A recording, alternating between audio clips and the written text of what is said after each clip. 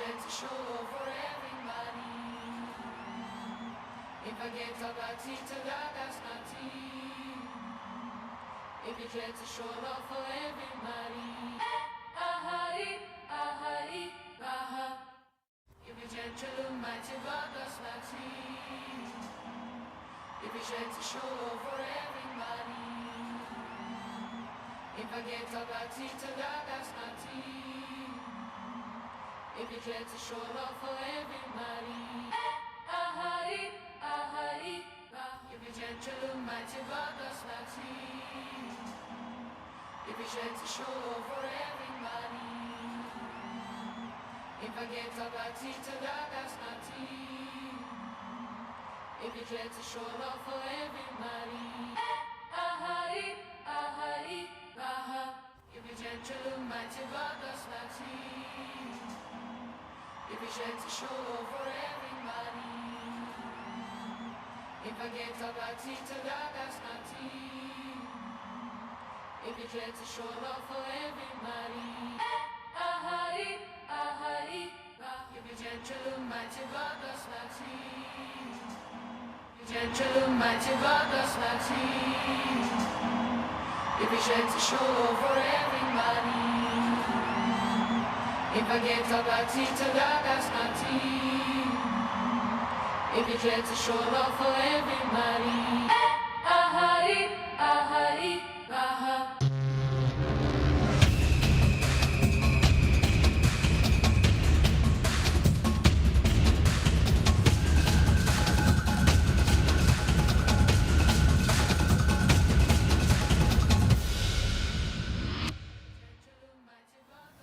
Hello everyone, welcome on into the Sporty Show. A little different than normal, but nevertheless, guys, we have Champions League this evening.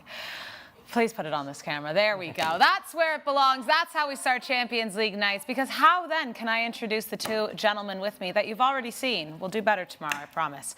All right, guys, Champions League watch along, and we are in full effect because Bodo Klimt is beating Manchester City 3-0 as we speak, 60 minutes in. So what is going on at Manchester City? We'll keep you guys posted on that match, but a lot to get into. And for the first time, we have someone joining us for their very first Champions League. But first, it's the tallest man in Madrid, Chelsea's very own Alex Ashmore.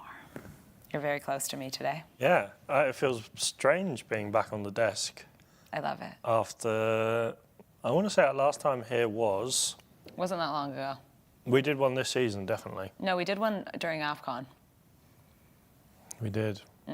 But like a watch-along, Champions League final, I think was the last one, in May.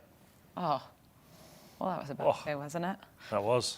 All right, the man from South Africa representing Arsenal this evening. His very long Kamogelo. Thank you so much for having me on the show, sir, and Alex. Yeah, I'm excited to see the greatest team in Europe take to the pitch today. Do you want to give the people a little peek of what you've got underneath? Just in case. Just in case. Just in case they didn't know. Yeah. Just in case. Yeah, come on, I love it. Are you nervous to be on camera, to be watching Arsenal? Yeah. So, like, if you know me and if you watch the football game with me, Arsenal particularly, you know how animated I can get. So I'm hoping I'll be a bit more calm today. Can you imagine the day that Barca and Arsenal meet? I don't even want to talk about it. Kamogelo, I always go back to this because I had to host the show live when Barcelona was playing Inter in that second leg, and I was tested as a person, and I don't think there's anything more cruel than having to be on camera and control a show while watching your team lose in a Champions League semi-final. In that way, especially. Absolutely. Yeah. I had to just be like, well, that's the result. Congratulations, Inter. So let's see how you handle it. Yeah, I'm excited. I mean, there's relatively no pressure tonight because we've more or less secured the top position. So yeah, just a point. Yeah, just one more point. Exactly. So that'll probably come. If it doesn't come today, next week probably. So. Man City have scored. Sorry, just an update. It is now 3-1. Ryan Cherky getting on the board. 30 minutes left. Can Pep Guardiola turn it around? All right. Well, that's very interesting, guys. And also, I have to say that Club Brugge has beaten Kairat Almaty 4-1 earlier this evening as well. So those are the early kickoffs. Like I said, we will keep you posted on Man City and Bodo Glimt. But before we get into this evening's matches, make sure to check out the Bernabéu and Sporty video. We have passed 1 million views on our YouTube, and we're trying to hit 2 million. So go over and check that out if you haven't already seen it. It is quite the catchy song and a really brilliant music video. So definitely go over to our YouTube channel and check it out, and also subscribe to Sporty, because we're also trying to hit 2 million subscribers. Make sure to check out the one-up feature on Sporty Bet. When you bet for your team to go up a goal, you win, and on Champions League nights, that is good value. And download the Sporty TV app. It's the only place where you can watch La Liga and Premier League on the go. Quickly, what's coming up this week on Sporty TV? Tomorrow we do have Damac versus Al Nassr in the Saudi Pro League. It's Al Qadsiya versus Al Ittihad on Thursday. Friday is Slovenia and Spain in the UEFA Euro Futsal. And on Saturday, we have some EFL action with Millwall versus Charlton.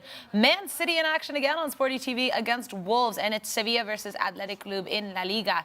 We have the Argentina Apertura Torneo returning with Barajas versus River. On Sunday, Croatia versus Georgia in the Euro Futsal. Borussia Mönchengladbach sees Stuttgart in the Bundesliga.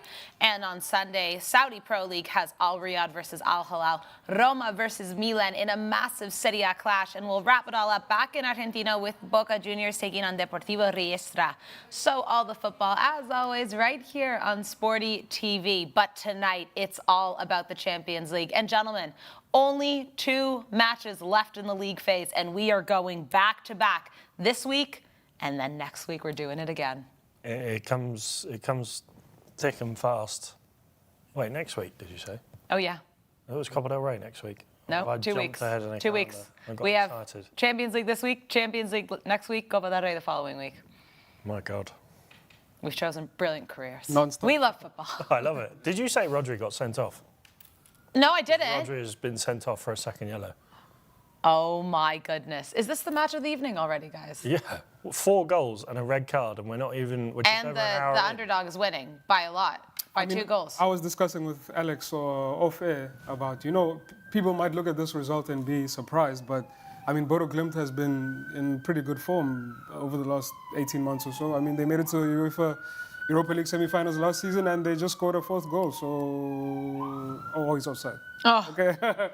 But yeah, they've been impressive, and fair play to them. I think, their quality side shouldn't be slept on. Shout out to our friend Angel. I know you guys miss her. We miss her as well, and she will be returning eventually. But as you remember from the Champions League watch-alongs in the fall, Angel was supporting Bodo Glimt as her Manchester United are not in the tournament. And I'm sure somewhere she's a very happy gal, Alex. Yeah, delighted. Maybe she's even there. Oh, that's where she is. That's why she's not been here, guys. She's been following Bodo home and away. Home and away, yeah, fairs.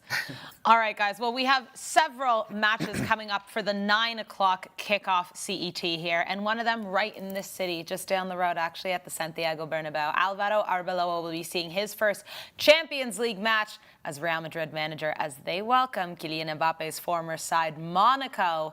And let's go through this match to start off. KlintonCod also is there and will be joining us shortly, so stay tuned for that. But it will be Thibaut Courtois, a back four of Fede Valverde, Raul Asensio, Huijsen, and Camavinga, a midfield of Arda Güler, Tchouaméni, and Bellingham, and up front, Franco Masantuono getting the start alongside Kylian Mbappe and Vinicius Jr.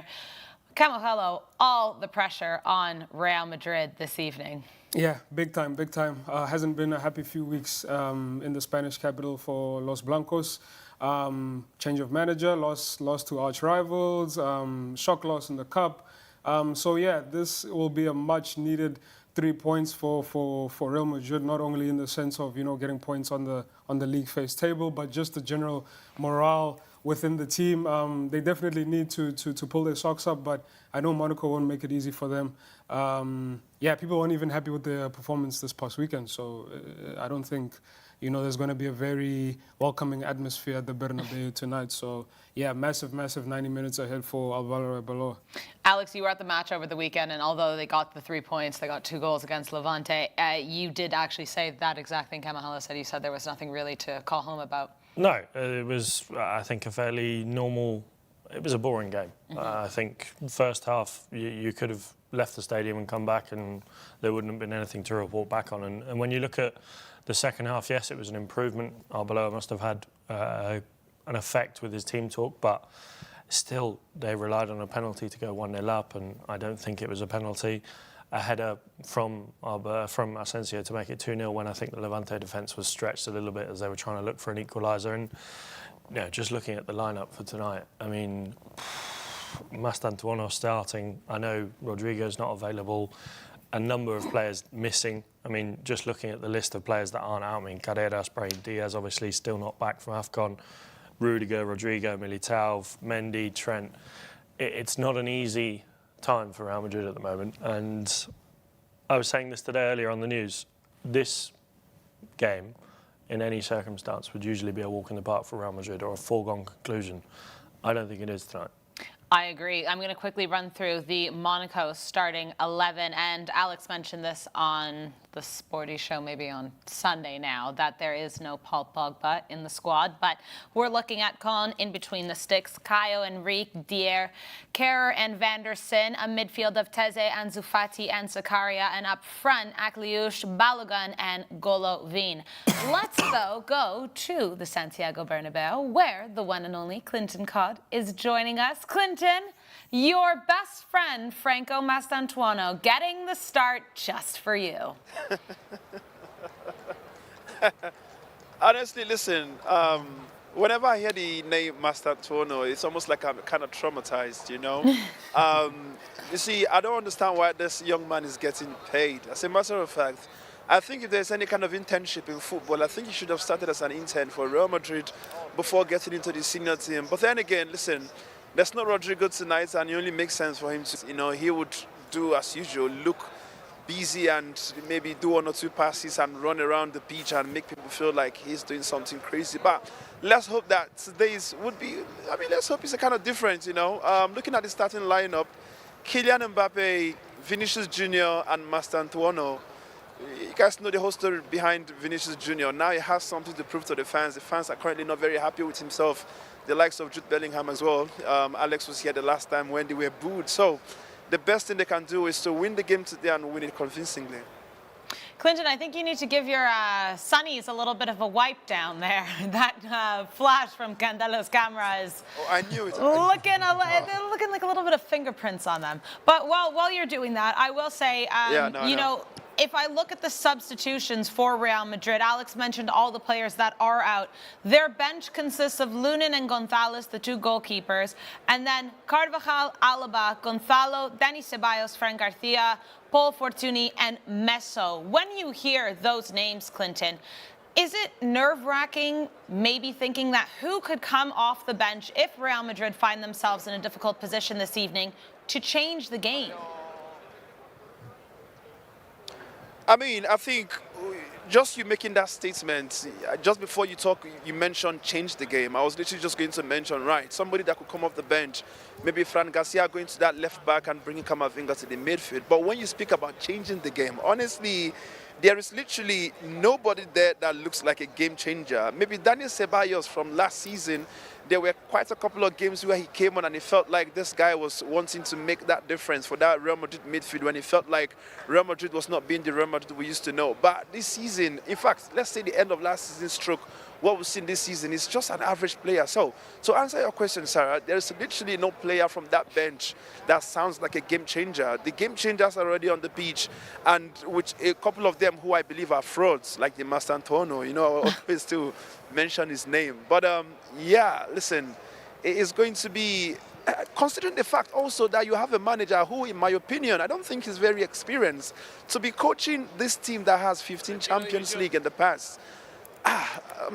This club, they are definitely in trouble, and I hope that they would find the win one way or the other. Even if it's a 1-0 win, 2-1, it's still something, but let them just get the win. Alex, do you agree with that? I think when you look at this Real Madrid side, I think, and I said this actually, I think I ruffled a few feathers when I said this to a few of the Spanish journalists in Saudi Arabia. I listed off the Real Madrid defence and said they were all awful. I picked them all out, name by name. I think when you look at that defence, just to look at the lineup today, Camavinga is obviously not a defender playing at left back. Howson, I think he's raw and unproven. Asensio, yes, he has one good game, can be a liability. Valverde, not a right back. Even in the midfield, Jude Bellingham in the last couple of months hasn't been playing very well. Tchouaméni, again, I just don't see. I think he offers a lot to a midfield with other players that complement him. But recently, no one's been complimenting him, and I don't think he's been playing that well. Arda Güler sometimes plays well, and sometimes it's like he's never seen a football before in his life. Vinny, I saw a video today, and I mentioned this on the news. The last time there was a lot of pressure on a Real Madrid team, or one of the last times, and their former number 7, Cristiano Ronaldo, scored 4 at the Bernabéu against Celta Vigo. Vinny doesn't take ownership of that. He doesn't grab games and challenges by the scruff of the neck. Real Madrid fans want to see him terrorising defences. We saw it in one game in the Supercopa final. But when you look at his performances against Levante, yes, I know he got booed and that must have affected him, but you're a football player. You have to learn to deal with stuff like that.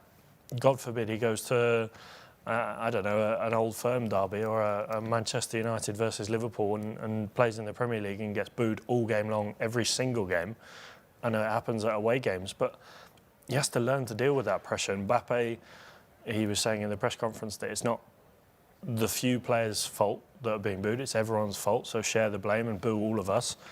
But he's not exactly, I mean, obviously Real Madrid have been relying on him a lot. And then you look at Mastantuono.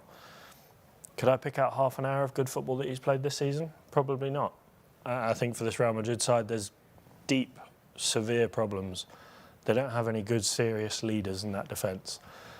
The midfield don't really have any direction, and the attack is pass the ball to Mbappe. So, big problems.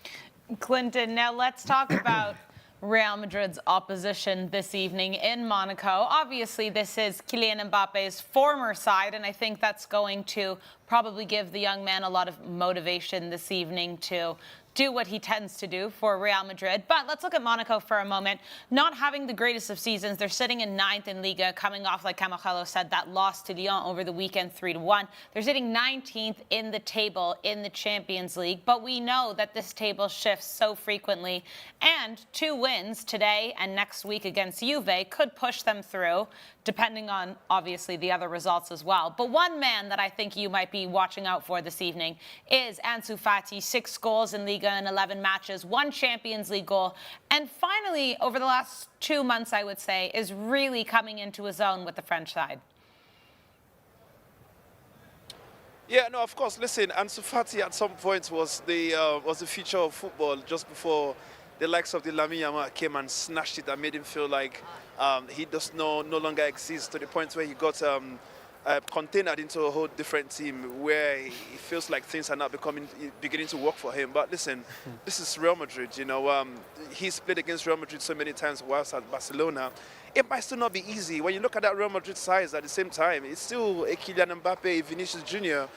This is the Champions League game, and we just don't know what to expect. Ansu Fati, of course, a very bright player, a very sharp guy, skillful at the same time. But, you know, I think I've said it so many times in the studio, when it comes to Champions League football, a lot of things tend to change.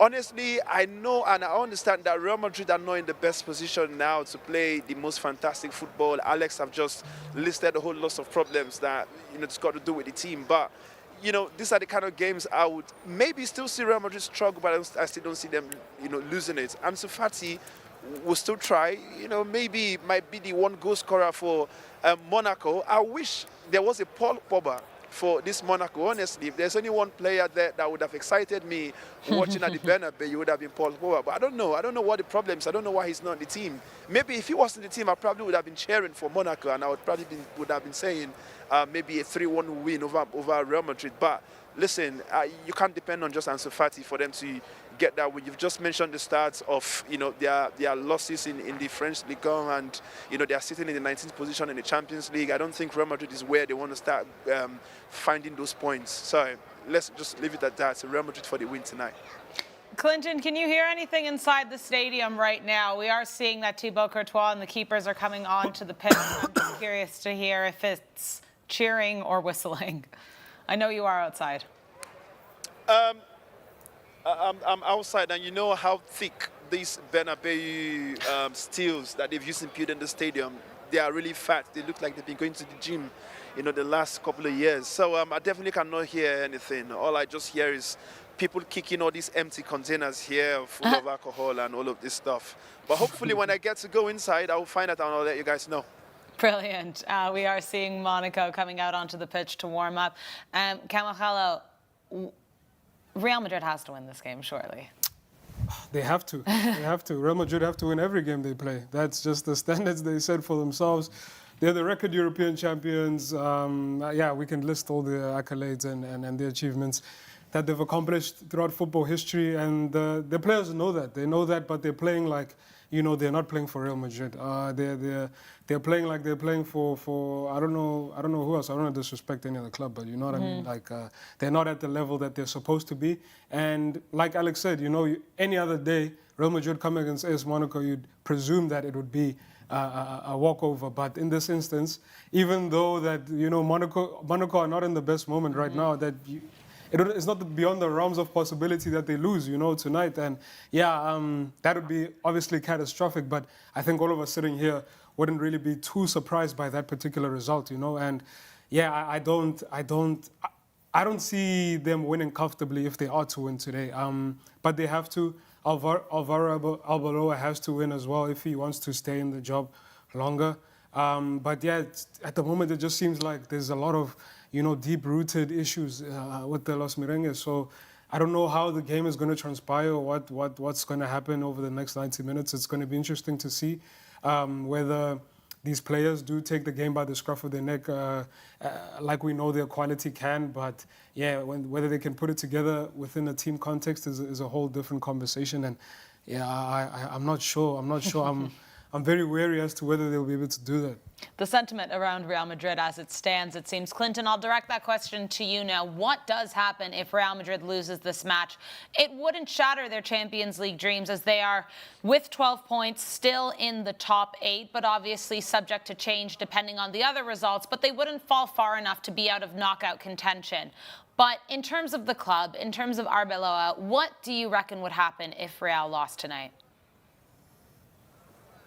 Well, first of all, this is the Bernabéu. Losing here, considering that they're still trying to recover from a very fatal loss, the kind of loss that the Spanish would define as muy fatal. I mean, listen, you cannot lose against Albacete and still come to your home and you're losing against a 19th place Monaco. Now, if there is any kind of loss, I think that's when they will start maybe pushing for the likes of Jurgen Klopp.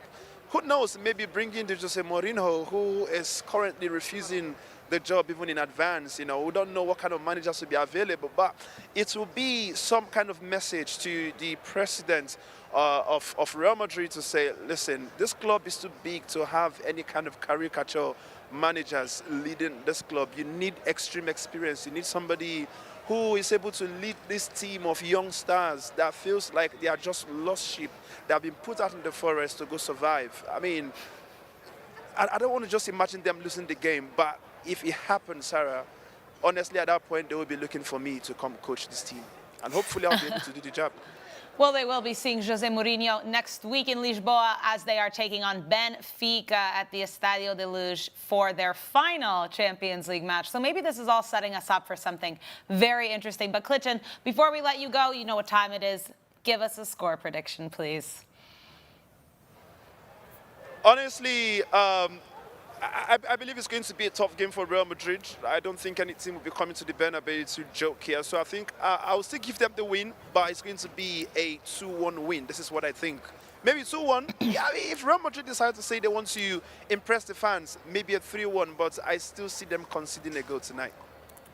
All right. Well, thank you, Mr. Cod. Go and enjoy that match. And, well, we'll see if you'll be smiling here in the studio tomorrow. Thank you. You guys enjoy it. Brilliant stuff. KlintonCod at the Santiago Bernabéu. Well, that's not the only match that's happening this evening. In fact, the man at the end of this desk is looking at the San Siro because Arsenal are in Milan taking on Internazionale. Let's go through those lineups, Kamogelo, because this is your side, and I'm curious to see what you have to think. Well, starting with Inter, the home side, Jan Sommer, a back five of Luis Enrique, Kanji, Acerbi, Bastoni, and Di Marco in the middle, Barella, Zielinski, and Sucic, and up front, Lautaro Martinez and Marcus Thuram. For the Gunners, it is David Raya, Miles Lewis-Skelly, Mosquera, Saliba, and Urian Timber. A midfield of, well, welcome back, Eberiche Eze, Zubamendi, and Mikel Merino, and up front, Saka, Gabi Jesus, and Leandro Trossard.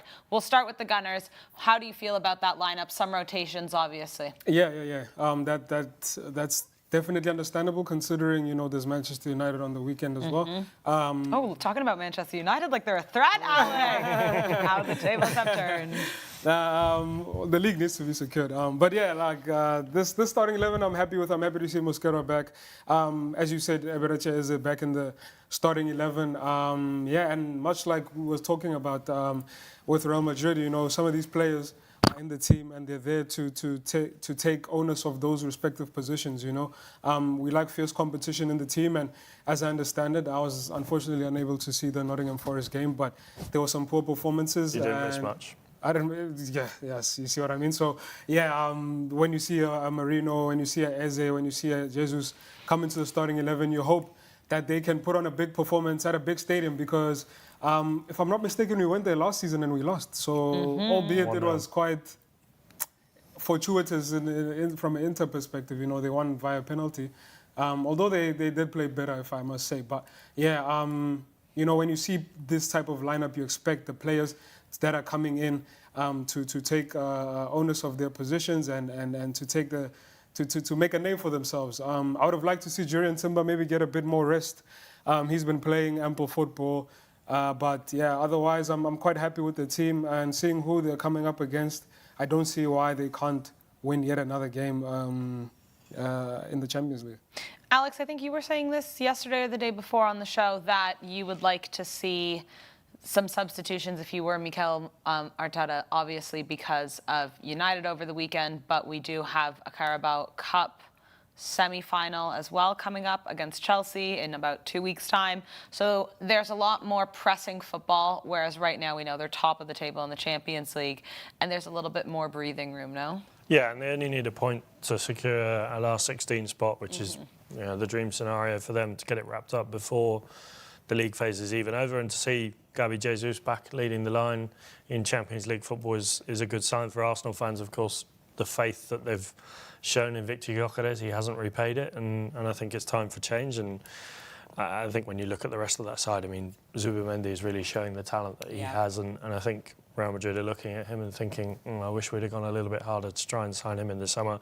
Marino as well, we know the talents that he has, the physicality he brings, and he can also push up to play as a sort of second striker almost, and then he's a brilliant player. And this is not a rotated Arsenal side, but there are rotations, and it's still very strong. I think the only real weakness I could see in there is that left-hand side of the defence with Lewis-Skelly having the tendency to make rash decisions. So if you're Lautaro Martinez, I know Thuram is on the other side, but you could see them maybe trying to target that, and Enrique on the right-hand side with Barella feeding the balls through. So if Inter are going to have success tonight, I think they'd look at that left-hand side to try and maybe coax Lewis-Skelly into making a rash foul. Yeah, we have asked you guys on YouTube who you think is going to win, and 69% of you have 68 now have voted for Arsenal this evening. Kamogelo, let's talk a little bit about Inter, top of the table in the Serie A, 3 points clear of their city rivals Milan, coming into great form. The last 6 unbeaten. The last time they lost a match was against Bologna in the Supercoppa Italiana, but something about Inter in the Champions League, always falling just a little short, it seems. And I think it's hard to put your trust in this side in the Champions League. In fact, earlier this season, we saw them lose that match to Liverpool. It was a disappointing loss. They just didn't seem to come with enough. And we saw them then, over the weekend, win. And it's like they're capable of doing it, but it's not being translated midweek in European action. Yeah. I mean, considering all that happened in the off-season with Simone Inzaghi, just the way the Champions League final played out last season and the subsequent fallout because of that, has kind of seemingly destabilized the team. Christian Kivu has come in, and we would have thought there would have been a tremendous drop-off, but fair play to him. He's done a relatively good job. As you say, they're now top of the table in Serie A. But for as good as, or for what their form seems to be like lending itself to, I think they're still underperforming in the sense that, they haven't been playing well against the big teams in the league and in the Champions League. I don't think they've beaten any of the big teams in Serie A. I think they've drawn against the Napolis, the Romas, the AC Milans. But, they're still top of the table. And as you say, in the Champions League as well, not really the best form. They've lost to Atleti, they've lost to Liverpool, just some of the big teams that they've played in premier European competition. So you'd like to think that, they're at their ceiling, so to speak, from a big game temperament perspective. They just don't seem to have that what it takes to get them across the line, and that is a cause for concern. They are perennial dark horses, and they could just make a miraculous run to the Champions League final. That's not beyond the realms of possibility. They've been in over the last few years. So. But I just think, just the fact that they've been losing to the big teams or not getting positive results against the big teams, both domestically and continentally, I think that is a cause for concern and something that, needs addressing and something hopefully Arsenal can take advantage of because we do well against the bigger teams. So yeah, I'm hoping that that's the case again today. That is very true, but Alex, we are talking about a very sound defensive side, similarly to Arsenal. Back Second five. best record in the Champions League. Pardon me? Second best record in the Champions League behind Listen, it makes it quite interesting, though, because these are two very defensive sides. And when you look at going forward, Lautaro Martinez and Marcus Thuram are absolutely brilliant in this moment. And that's no easy feat for Arsenal to defend. But it seems like these two sides play quite similarly. And do you think Inter can truly challenge Arsenal this evening? Because they have been quite unstoppable this season. Yeah, I think the only thing that worries me about this Inter side is their recent form coming into this game in the Champions League. You look at their losses to Liverpool and Atleti, they didn't. Those were quite a long time ago now. They were, and obviously they've picked up and they've done really well in the league recently. They're 3 points clear at the top of the Serie A, and I think when you look at how this Inter side sets up compared to this Arsenal side, as you said, very similar types of football, but I think my thing that I worry about this Inter side is whether they can produce going forward. And I think obviously we know the quality that Lautaro Martinez and Marcus Thuram have, but this Arsenal defence, even with Christian Mosquera in there, I see it very hard because they've only conceded one goal in the Champions League this season, Arsenal. So they're going to have to work hard to break this defence down. I do think there will be openings. I don't want to go as far as to say it'll be a 0-0, but I think we'll have a very cagey game, maybe a 1-1 or a 1-0 to either side, because, as you say, the two best defences in the Champions League so far this season. So I think we're in for a cagey affair. Absolutely. Well, Kamogelo, let's get a prediction from you then for this match. I'm trying to predict with my head and not my heart, but it's so difficult all the time when Give us two then. Give us two then. Your head and your heart. My head says 1-1. Okay. And then my heart says 2-0 Arsenal. My heart, sorry. Goals from? From Gabi Jesus and Merino. Ooh. Wow. Merino just. I'd like to see that. Game, so. Yeah. Just so you guys know right now on Sporty Bet, Inter are the favourites to win this evening. 2.78, just ever so slightly, with Arsenal to win 2.83, and Alex, the draw is 3.26. What do you reckon for this match? I'd say the draw would be a tempting option. I just can't see Arsenal losing, to be honest. It's We've literally won our games in the Champions I know. The best defence in the Champions League. Yes, I know the last two games in the Premier League haven't been brilliant. 2 goalless draws against Liverpool and Forest. This is a busy period of the footballing calendar, and it's tough to pick up results in every single game. But a glimpse almost going 4-1 up there, blimey. 2-0 Arsenal. I'm going to back Kamogelo's heart prediction. Oh, so you're actually going Yeah. more than just the 1-0 that you just said? Yeah. Okay, because I was going to say under 2 goals on Sporty Bet 2.35 if you think it's going to be a 1-0. I would be tempted with the under 2.5. Okay. Under 2.5, 1.72. I'd be tempted by that. Okay. Under 2.5. Arsenal win or draw if you can do a double chance. And then over 9.5 corners. Let me see if I could get this going for you. What did you say? Under 2.5? Under 2.5 goals, which you said was 1.79? 1.72. 1.72. Over 9.5 corners.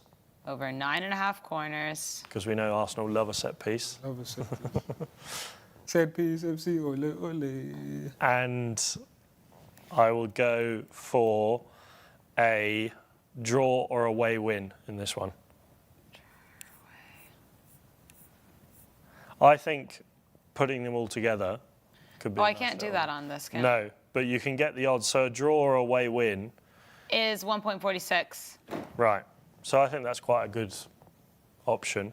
And then over 9.5 corners is 2.05. Yeah. Which I think is quite good. All right. Well, I'll keep go. that open here, and we'll just keep track of that during the match because we do like to have Alex put a little sprinkle on a match or maybe two. I do want to give everyone an update, though. We're about 2.5 minutes into additional time here between Bodo Glimt and Man City, and it is 3-1 to Bodo Glimt, and it does look like that is going to be the final result. So Man City losing to United over the weekend, and now losing in the Champions League to Bodo Glimt. It is not looking good for the citizens at the moment. I'll let you know when that match finishes, though. But let's move along because we do have some more football in action at 9 o'clock, and we have Sporting welcoming PSG. Here's the starting lineups. For Rui Borges' side, it's Rui Silva, Fresneda, Gonçalo Inácio, Mateus Reis, and Ricardo Mangas, a back four. João Simões, Francisco Trincao, and Morita, and up front, Catoma, Suarez, and Araujo. For Paris, it is Lucas Chevalier, Nuno Mendes, Pacho, Marquinhos, and Zaire Emery coming into that right back position, Mayulu, Fabian Ruiz, and Vitinha, with João Neves still being injured, and Desiree Doué, Dembele, and Bradley Barcola. Kamogelo, too much for the Portuguese side with this intense PSG lineup. You'd like to think so, hey? And PSG are free scoring. They have a plethora of attacking talent. The names you just rattled off would probably start in most teams across Europe. But I don't know. I think Sporting might have something to say. You know, I don't think it'll be a straightforward victory. If it is going to be a victory for PSG, Jenny Katamo, we saw him in the AFCON for Mozambique. He was pretty good. Although they have a lengthy injury list themselves. But just the inconsistency with PSG at the moment, I don't think it'll be a straightforward victory. But yeah, probably too much for Sporting. I think the fallout from the Club World Cup and just having played so many games over the last season and a bit, has contributed to their injuries and subsequent. And they're not on the best of form either. And you look at them, last 3 games, 1 win, 1 draw, and a loss. Exactly. So you have Zaire Emery playing right back. So I don't think it's going to be the easiest game for PSG. But you'd probably think they're going to win. They just have so much quality. Yeah. But Alex, is there something to say about the fact that they're still in knockout contention for the Champions League? They're out of the Taça de Portugal, and Porto kind of running away with the league right now. 7 points clear. It's not over. But this is where they could potentially make a run here, and they could put all their eggs into the Champions League basket. And it's at home. Their stadium, 3 games, 3 wins in the Champions League phase so far this season. The danger that they pose at home, obviously we know PSG's. I'm so sorry. What? Because I've just said the Porto Stadium, and I know Sporting fans are fuming with that. It's José Alvalade. Alvalade, no? Alvalade, sorry. Thank you very much. Yeah. Oh, sorry, Sporting fans. That's a criminal mistake from me. I think obviously their home form, the crowd when they get behind them is second to none, and we've seen it before. Teams going there, City, I remember when they got thumped, was it 4-5-1 when Victor Gyökeres had a fun night out, and that was the last fun night he had. Yeah. No, obviously we know the threat that PSG possess. They're the best team in the world on paper, I think, other than maybe Arsenal or Bayern Munich.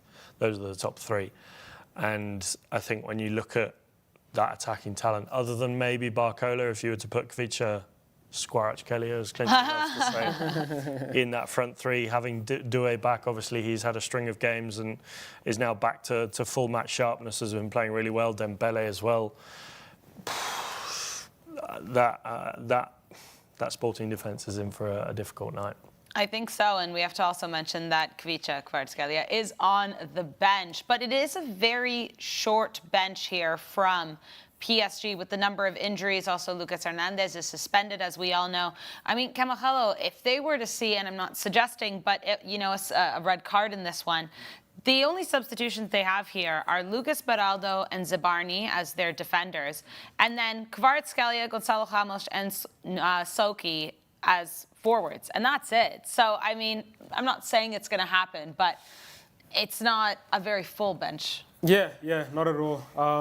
Like I said before, I think having played so many games these last few seasons has kind of, stretched their defense, and then you factor in the fact that, Mbaye and Hakimi were in the Africa Cup of Nations final, then yeah, it stretches their bench thin. So they're going to need to be on their best behavior, manage their expend their energy in the best way possible in order to see out most of the game, but which is very hard to see because Luis Enrique's teams always are playing at like 150 all the time, So, yeah, I think he's going to need to be more conservative in his approach tonight, although on paper you'd like to think that his squad have far more quality than Sporting. But as you say, when you only have Beraldo, when you only have Zabani, when you only have Ramos and Kvaratskhelia on your bench, then yeah, your resources are very, very limited. So it's going to be interesting to see how he manages this game. Hopefully they can get in a few early goals from an Enrique perspective. Get a few early goals, see out the rest of the game, and then yeah, take it from there because they need these players to mount a challenge back into league or rise back to the summit of League. So yeah, it's going to be an interesting game. I'm excited to see what happens, but it won't be straightforward. I think it's going to be tough for the French Giants. Also an interesting betting choice for this one. Anthony Taylor in games averages 3.77 cards a game. Under 3.5 cards is 2.20 on Sportybet. Okay, so you're going for under 3? Under 3.5. Under 3.5 bookings. Under 3.5 bookings. Okay, let's see. It could be, but I do worry that getting into these last final match days of the Champions League, maybe not so clear, but we will be keeping our eye on that game. Another fantastic draw this evening. Tottenham Hotspur welcoming Borussia Dortmund. Thomas Frank, guys, still employed. Incredible stuff. Tottenham Hotspur in what is arguably the worst run of form they've been in years. Somehow this is equating to worse than last year, even though we know they won the trophy in the final moments, Alex, but the way that this season is going looks, it looks like it could end worse. Now they're welcoming Borussia Dortmund, who came off a massive win to St. Pauli over the weekend. Coming back, we spoke about Karim Adeyemi yesterday, who made my best 11, but this is the starting lineup for the Spurs. Vicario, Pedro Porro, Romero, Danso, and Udogie. Gray, Xavi Simons, and Berival, and Odegaard, Solanke, and Jed Spence. Let's start with Spurs, Alex. And Jed Spence, a player that you love to talk about. I was looking at some of the tables, the home and away tables, because I do like to see that. They don't win. Spurs are 3 from 3 in the Champions League this season at home. Oh, okay, at home. I know in the league it's been atrocious, like 3 wins from their last 10. And who were the 3 against? They were against Brentford, Slavia Prague in the Champions League, and Crystal Palace. Losses to Bournemouth and West Ham. That, I think, is the damning one. Losing to West Ham, who up to now can't seem to beat anyone if they played for a week. Looking at this Spurs side, they have the makings of a good side. That is what is strange for me. Vicario, yes, I know he has his faults, and people, I think, are increasingly becoming fed up with him, with his errors. You look at that back four. On their day, Udogie, Danso, Romero and Porro, maybe putting Van de Ven in there would make it obviously a lot stronger. We know he's not available tonight, but it's a decent defence. Yeah. It's, to be honest, if you said do you want Danso and Romero over the Chelsea centre-backs? I'd take them any day of the week. And we know Archie Gray and Bergvall, fantastic players. They can offer a lot in the midfield. Xabi Simons, we haven't seen his best from him. I would really like to see him get more involved in the Spurs team because the talent he has, we know, we've seen it for the Netherlands, we've seen it for RB Leipzig. He is a really good player, but he just hasn't really got going in the Premier League. And Jed Spence, I don't know whether, I mean, it seems to be, looking at the formation, that he's playing a little bit further forward, but I don't really know his form recently. To be honest, I think it's just a result of Spurs playing really bad, that these players just can't seem to pick up form. Wilson Adoba. It's the front line that really bothers me with Spurs. Dominic Solanke, Wilson Adoba and Jed Spence. That as a notional front three, that's the sort of thing you'd expect to see in the Championship or League One. This is Champions League football. This is the echelons, the upper echelons of world football, and they've got a starting striker in Dominic Solanke, who I think is very average. And the match that they played against PSG, the man that was coming to save them, Richarlison. And Colomwani. Yeah, and Colomwani, former PSG man, of course. But Colomwani's on the bench, of course, but no Richarlison. So that's. But I mean, looking at their options, look at the bench. And I know we talk about the injuries that Spurs have had. I think it was 11 of their first team players are out. Look at that bench. Luca Williams-Barnett, Yusuf Akamrich, Tynan Thompson, Dane Scarlett, Randa Colomwani, who's probably the only experienced player, Callum Olusesi, Malachi Hardy, James Roswell, Janai Byfield, Brandon Austin, Kinski, obviously. There's one senior player on that bench. That's concerning. That's very concerning because they are taking on Borussia Dortmund. Like I mentioned, I'm going to go through this starting 11. Kobel, Benisbani, Schlotterbeck and Anton. A midfield of Svensson, Mecha, Bellingham, Jan Quoto, and Julian Brandt, Karim Adeyemi. And of course, leading the line is Serhei Guirassy. Kamogelo, this kind of feels like Dortmund may come and run rampant against Tottenham Hotspur. Yeah, 1,000%. Dortmund are one of those teams that just like to score, like free scoring. And especially when you think about the speed that they have in somebody like Adeyemi, who's coming in to a brilliant run of form at the moment, and the legs that they have in midfield in Bellingham and Necha. So, yeah, I think if Tottenham Hotspur are not careful, they could concede a few goals. A bet I'd like to I'd put on is Guirassy anytime goal scoring. Yeah. He tends to have a knack of scoring in the Champions League, and with the errors that Vicario has been making recently, there's every possibility or every likelihood that he's going to find the back of the net. So, yeah, it's not the best moment to come up against Dortmund at this time. I mean, they're like 10th and 11th in the Champions League, so there's not much between them in the league. But when you look at the personnel available to each side, especially in a starting 11 context, then you'd always fancy yourself that, Dortmund are probably the better side. And on the bench as well, they have a few options. Duranville, Bayer, Fabio Silva to bring on Emre Can. So yeah, they could do some real damage to Spurs if they're not careful. I mean, Spurs have been decent in the Champions League, but yeah, Dortmund they generally do well in the competition.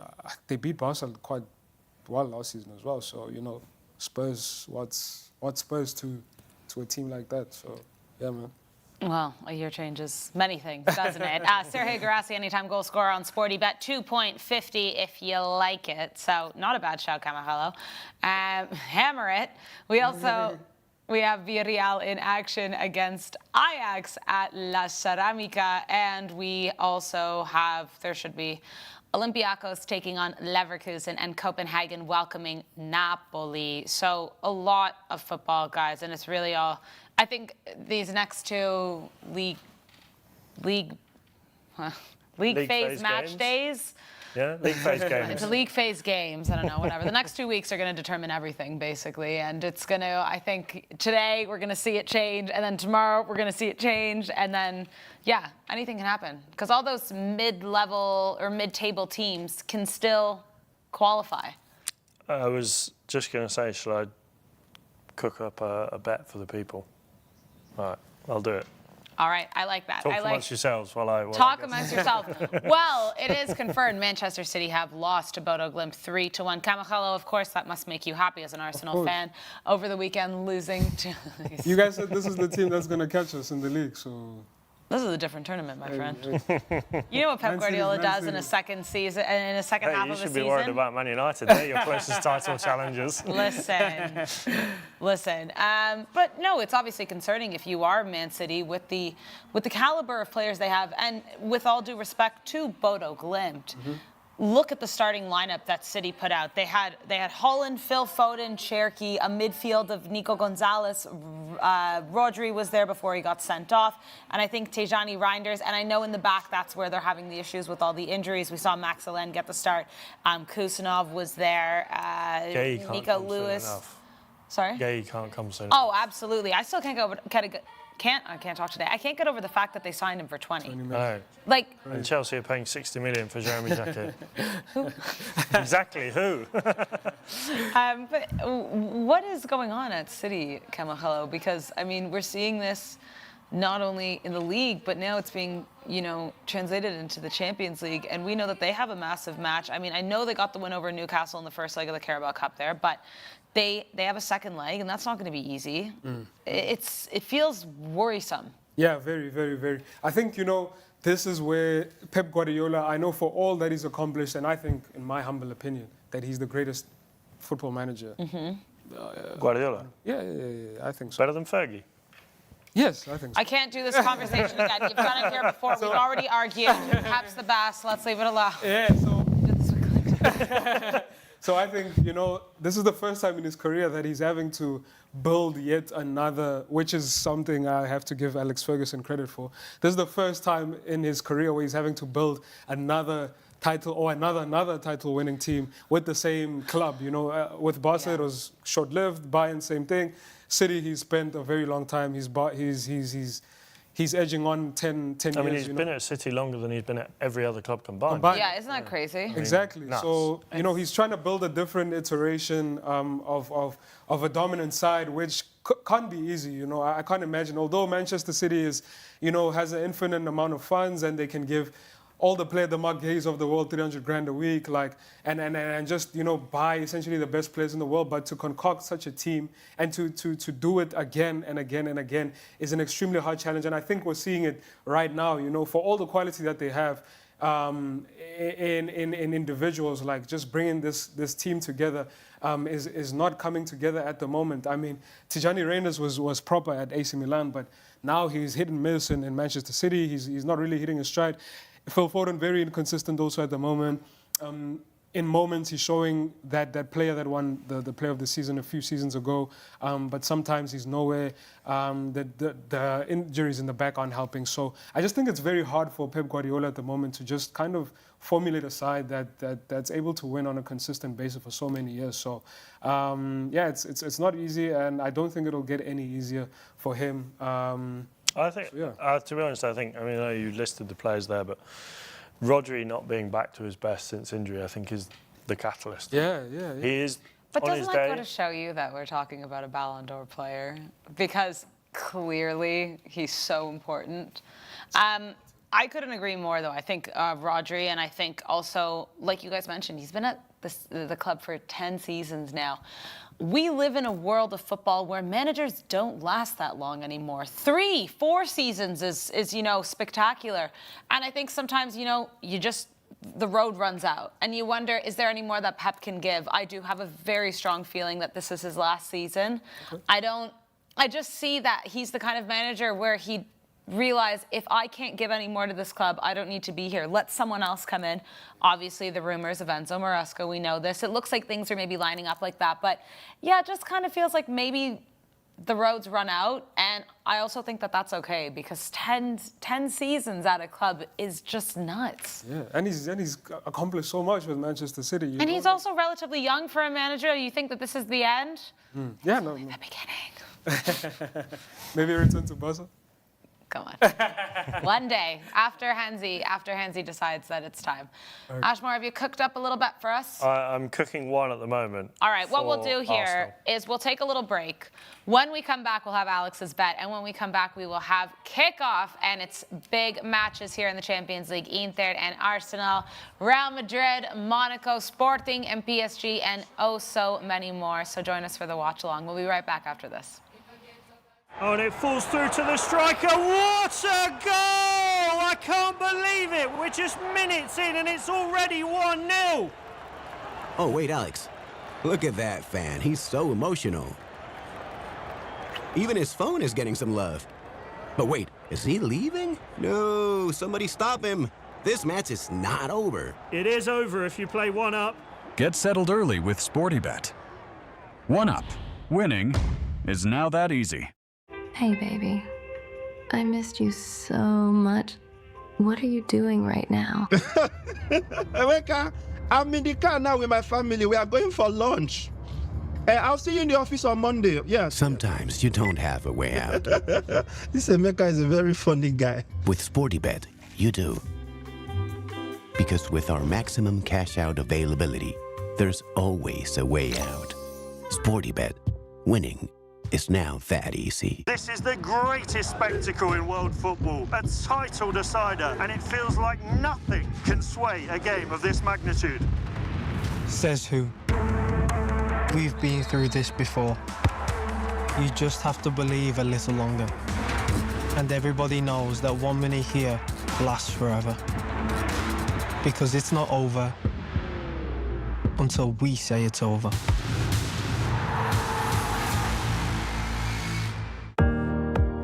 No go change your number to back Sporty. Make you try to show love for everybody.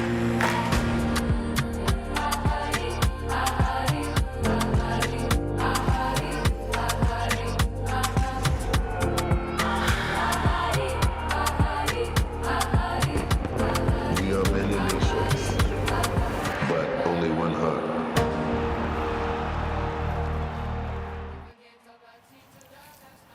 Fix my hair here. Welcome back to the Sporty Show. Champions League watch along about to be in action. We are 5 minutes away from kickoff. Myself, Alex Ashmore, and Kamogelo Mochitswani joining you for a big night across Europe. Arsenal in action against Inter at the San Siro. Real Madrid welcome Monaco. Sporting playing PSG. Tottenham Hotspur in action against Dortmund. Of course, Villarreal is playing. Oh, I've lost it. I was doing so well. Well, Olympiacos is playing Leverkusen, Napoli and Copenhagen, and the last one is Villarreal against Ajax. I was nearly there. So a lot to get into. Alex, you have concocted some live bets for us. Talk to me. So the first one, and stay with me because it's quite a long one. 7 selections, okay? And it's from different You're going to have games. to keep track because I won't be able to. Over 1.5 cards in Tottenham versus Borussia Dortmund. Jude Bellingham to win 2 or more fouls. Over 0.5 cards in the Copenhagen-Napoli game. Nico Barella to commit 1 or more fouls. Over 2.5 goals in the Sporting CP against PSG game. Both teams to score between Villarreal and Ajax. And over 2.5 goals in the Olympiacos Leverkusen game. Okay. So pause that. That's a mouthful. Wind back. And then the other one that I've put together for the Arsenal game, DiMarco to have 2 or more shots, Miles Lewis-Skelly to commit 2 or more fouls, Bukayo Saka to score or assist, Leandro Trossard to have 1 or more shots on target. I like that. Kamogelo for Arsenal. I love that. Not bad. Not bad at all. We are seeing a lot of comments here on YouTube for Arsenal and Real Madrid, so we know where your guys' heads are at. But there is the man under all the pressure this evening, Alvaro Arbeloa, coming onto the sidelines at the Santiago Bernabéu. We do have the players on the pitch there, as well as in Lisbon at the Estadio de Luz, Marquinhos, the captain of PSG, and of course right there, the San Siro. So, well, we do this every watch along Kamogelo because it does get confusing. So if you want to just follow me here, Arsenal and Inter is going to be at the top right. Over to the top left is Real Madrid and Monaco. Below is PSG and Sporting. And then the bottom right is going to be the highlight channel. So it will show all the goals from all the matches, but it is delayed. So usually we find out someone scored, and then we will see that. But what tends to happen... Bottom right is highlights, did you say? Okay. What tends to happen is someone gets caught out and they'll show one of the highlights from the games we're watching, and then they'll say, oh my God, Arsenal have scored again, but they're showing the replay. So we'll see how well you do, because Clinton is absolutely shocking at keeping up with all sport screens. But it's happened to myself as well. So listen, it's a little bit difficult. We know that you guys at home are probably set up with all your screens as well, because 9 matches it's a little too much. It's a little, well, it's 7 right now, but 9 in total today. Another thing is that we've seen many goals this evening. As I mentioned, Club Brugge beat Kairat 4-1, so that's 5 goals in total. Bodo Glimt beat City 3-1, so that's 9 across 2 matches. And for the first, 5 match days, Alex? Tuesday was always the match day where we had all the goals. And then the last 2, it kind of switched to the Wednesday matches. So we'll see now with 9 goals in 2 matches, quite a lot, if we return back to the standard of Tuesday being kind of the exciting, a lot of, goals coming across all matches. But we like to keep up with the goals as well. Yeah. So we'll see how it goes. Kamogelo's first watch along with us and with you guys on the Sporty Show. And of course, his team is playing. So I'm excited to see Kamogelo get on this desk at some point if we see a screamer from Bukayo Osaka. Yes, sir. Yes, sir. Yes, sir. I'm super excited to see Arsenal play. It's been a while in the Champions League, especially. This is the one competition. I know we haven't won the Premier League in a very long time, but we've never won the Champions League. So, what's if you could choose between the 2 and you can only win one? What do you? Champions League. Is it? Okay. Wow, that's very interesting. Even if we win the league, people are going to be like, yeah, we win the Champions League. I think, but I'm very much someone who thinks winning the league is harder than winning the Champions League. I also think Arsenal are more suited to winning the league. The league. Yeah, for sure. I agree. I think it's harder for us, especially because I heard somebody actually say that in the Premier League especially, it's harder for London clubs to win because there's so many London... done it over the last 10, 15 years. Derbies. There's so many London derbies. So it would be more impressive, I agree, but... Oh, well, I think it's also, like what I always say with this argument, it's a matter of being consistent over 10 months, and you're playing 38 matches versus, 9 league matches, plus quarters, semis, and then a final. Is that? So like 12 matches in total in the Champions League? Something like that anyways. It's much less. And I always say, one bad day doesn't mean it's a bad club. But nevertheless, we will find out halfway through the season, and we are going to be underway at the San Siro. Arsenal kicking off against Internazionale, as well as PSG against Sporting is underway. So 2 matches, and now we find out.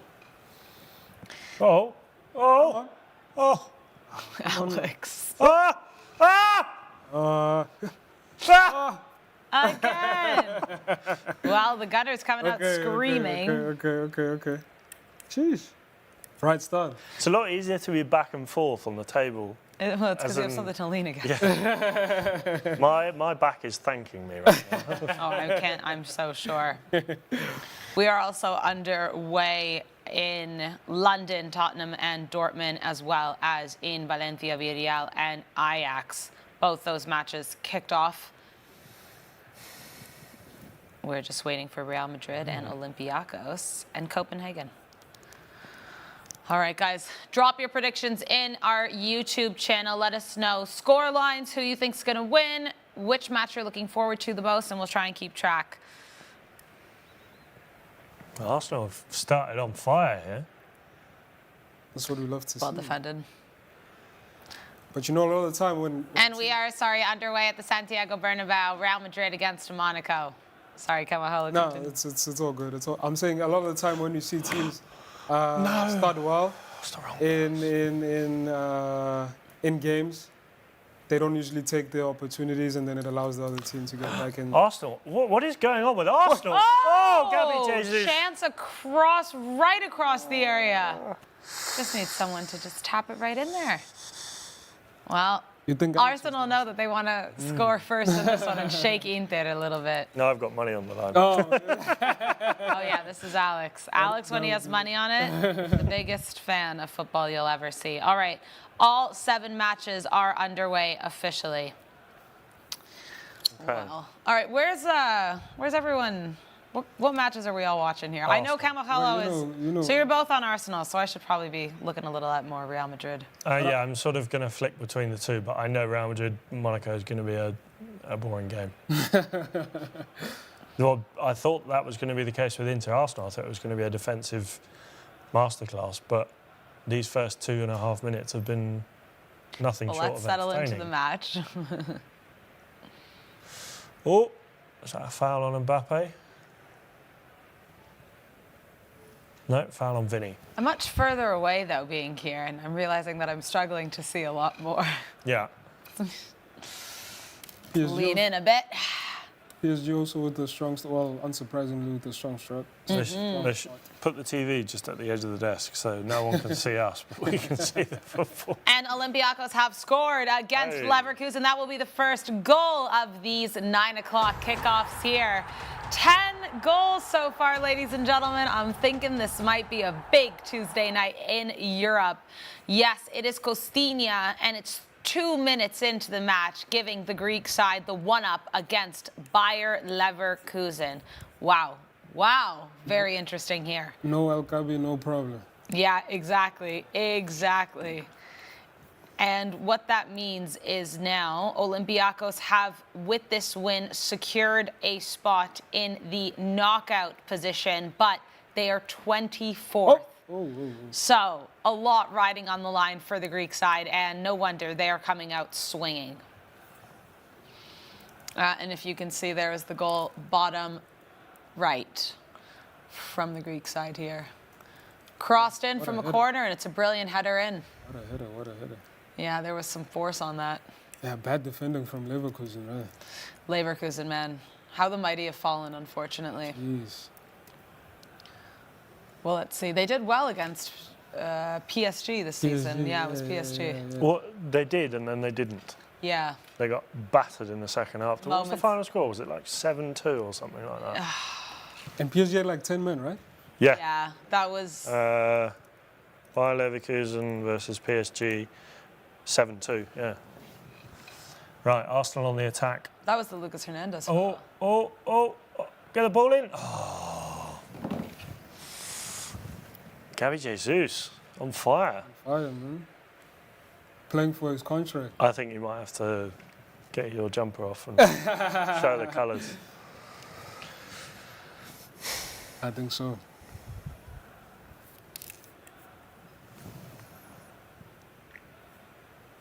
Yeah, you're probably right about the Real Madrid game, man. Yeah.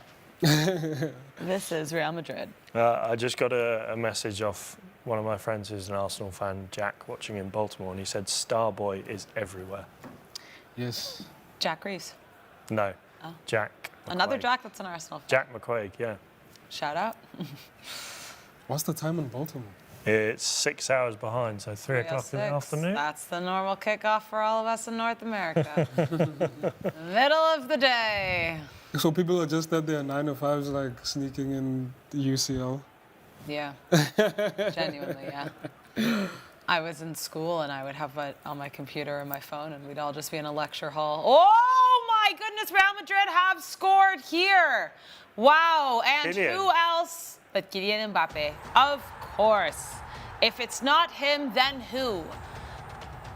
5 minutes into this match, Real Madrid go up 1-0 to Monaco, and that seemed almost a little too easy.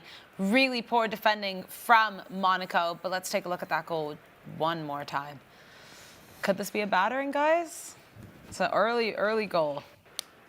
They scored early against Olympiacos as well. And, he celebrated and then apologised. No offsides? No offside. An assist from Mastantuono as well. Clinton somewhere. Oh, Look at this. Nice ball. Good finish. Poor defending. Poor defending. All standing around like chess Non-existent. pieces. They've put through. Good turn from Fede. It's Valverde with the assist. Yeah. What a turn from Fede. They were standing around like chess pieces. Yeah, he was completely unmarked in that one. I feel like the keeper also maybe could have done more, but I actually think, and this is going to sound very strange to say, but I do think Arbeloa could do a good job as Real Madrid manager. oh, let's keep him and see how it goes. I mean, the last manager they promoted from Castilla. Zidane, obviously. Wasn't. Oh! Wow, Real Madrid nearly making it 2 there. This defense from Monaco looks like they might be in for a long evening. Way too easy. Hey, Marcelino's done a good job at Villarreal. Shout out to him. Yeah. Goal. Oh, no, but that was a great save from Ajax keeper Haros. Wow. Yeah, and who's playing Villarreal this weekend, Alex? Real Madrid. Yep. Big match here in Spain.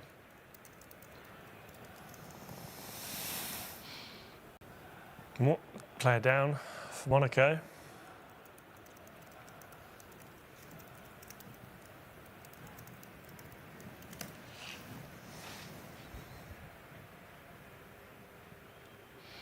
So 2 goals in the first 8 minutes across these matches. Not too bad. Not too bad. Wow, Kylian Mbappe. I feel like he might be on a tear tonight against his former side.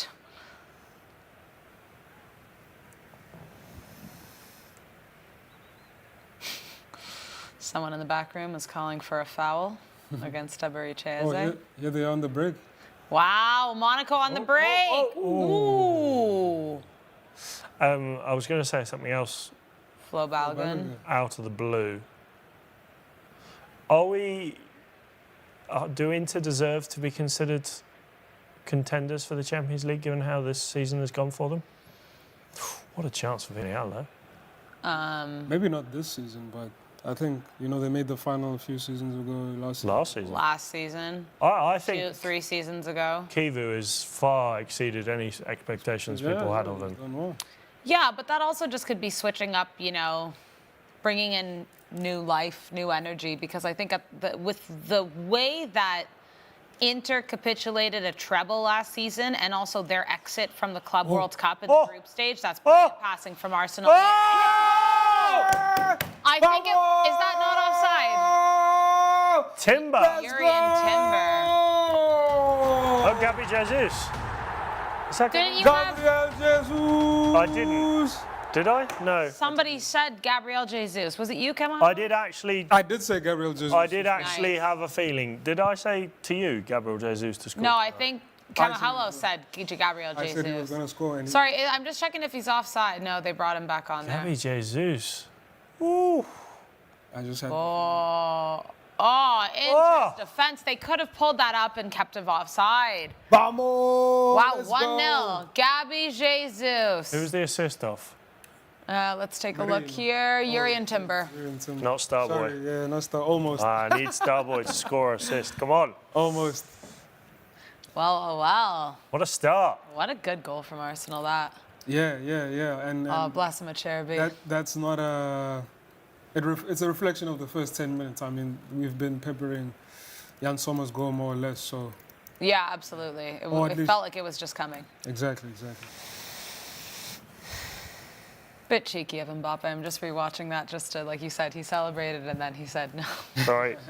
Big celebration. Come on. Sorry, I forgot. Do you think it'd celebrate against PSG? Probably, yeah? No? Yeah, maybe. Producer in my ear saying he'd love to see it. I'd kind of love to see it. I think he would, because PSG have just done absolutely so well without him. I think it's more of like a hate celebrate, maybe. Yeah. I know they'd celebrate against him. Yeah, they would. Oh, give me PSG and Real Madrid. Yeah, that would be cinema. Oh, come on. Again, I would love to see that. Is that a chance for Sporting or no, PSG? Yeah, but it's all going one way on this pitch so far. Two shots for PSG, none for Sporting. Also, That's Emery just not being able to get on the end of it. What do you guys make of these red kits? I think it's all right. I'm not enamoured by it. I just think it doesn't feel like you're watching PSG, does it? No. Feels like you're watching... I don't know, it doesn't feel like you're watching anyone. Yeah. It's not like I think of a red kit and I immediately think of... And it's not like a classic red kit because it's got blue in it. The blue is what throws you off. That's why you're not getting the Arsenal or the Man United Or even vibes. Liverpool or... Yeah.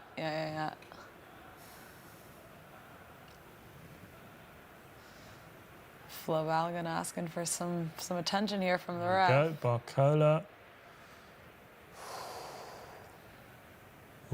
Oh, what a save. big save from Rui Costa here.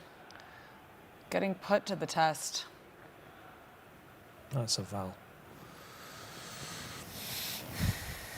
10th UCL goal of the season for Mbappe. Crazy. He goes top.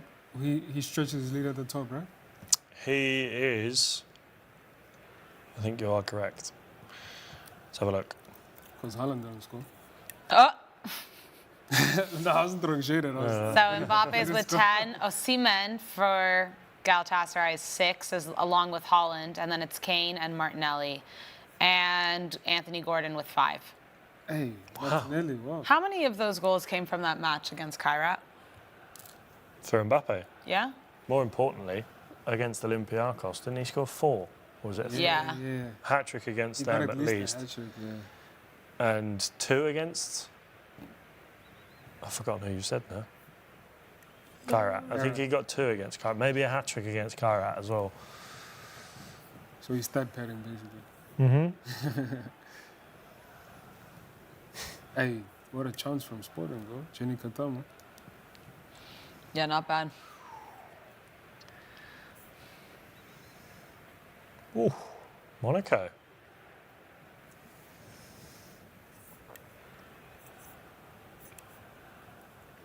Look at the top assister in the Champions League this season. Any guesses?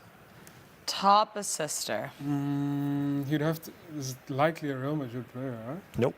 Oh, no? Oh my goodness. Tottenham Hotspur have scored against Borussia Dortmund. My gosh. Things you never thought we would say live. Anyone want to guess who scored? Dom Solanke. No. Guti Romero. He loves a goal recently, doesn't he? I'm telling you, I think he gets shafted when we get into the conversations about the best centre backs. And Van de Ven. He's good, but I feel like he has a bit of... Oh, he has a attitude problem. Yeah. No doubt about it. Yeah. Very, very familiar with the Carter too, but also lots of leadership, good defender, able to score. Wow, 1-0 to... He's like the most Atletico Madrid player I've ever seen. He's Simeone to a T. You could maybe just say most Argentine. Yeah. Inter on the attack. Ooh, Come on, defending. Lautaro. You gotta do better than that. So yeah, top assister in the Champions League this season. Sorry, we're coming back. Hold on, give me a sec. Can you at least tell us which league he plays in? No, because that will give it No, away. it'll give it away because I'm thinking at who's at the top. So who has the most? Real's up there, Arsenal's up there, PSG's up there, Bayern Munich's up there. Michael Elise. No. Zubimendi. No. Marino. No. Is it? No. Let us know in the comments if you think you have the guess for the player, Arda player with the most assists in the Champions League this season. Not Guler? Nope.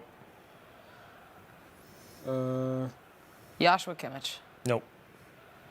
There's the Kuti goal, by the way. Who has the most Striker assists? finish, eh? Okay, it doesn't have to be at the top. What am I thinking? It just has to be the most assists. Lamine. Nope. Rafinha. Nope. He's in the top 5 European league. Nope. Top 5? Yeah. Yes, he is. Wait, what? He's in the top 5 European League. All right, yeah, give us a hint. We're all over the place. He's not in England, not in Spain, not in Germany, and not in Italy. Vitinha? Vitinha. Nope. João Neves. Nope. Fabian Ruiz. Nope. Kvaratskhelia. Nope. Alcohol. Oh, is he playing right now? Nope. Oh, What? so it's French. So who else is Mason Greenwood. Nope. Dembele? Nope. You're close though. Yeah. Kvaratskhelia. With Greenwood, he was close. Oh, in Marseille. Who's giving Paschal all the goals? Who? Oh, no. It's your. Is it Weah? Nope. Not Weah. Who's the I'm trying to think as well. Don't. You'll kick yourself when you get it. Don't. Do you want another clue? It will No! give it away straight away? No? No, give me a second. And no helping, producer? No, I took my in-ear out. I took my in-ear out. No, we're fair. We're fair here, unlike all of you cheaters. I'm stumped. Oh my God, I'm crying. Okay. Enrique. Nope. Who plays up front there with him? Oh, I cannot think of the side right now. So you've said Greenwood, you've said... Who's the Paschal. American? No, it's not Paschal because Paschal's scoring all the goals. Inter. Oh, nice. Is he American? No, let it go! What a goal! Oh my Susic! Oh my goodness. Wow! Nice, geez. You are joking. Inter equalizes at the San Siro, and I felt that from here. What a golazo. Come on, man. Wow.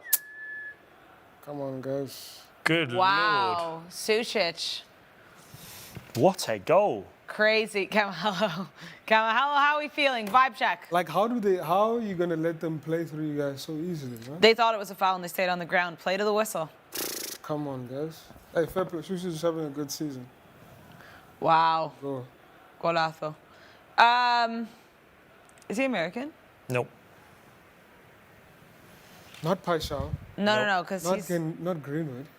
That was a different... Abba. Yep. There we go. Sorry. Took me a while. All my Marseille friends and friends. Aubameyang. Oh, my goodness.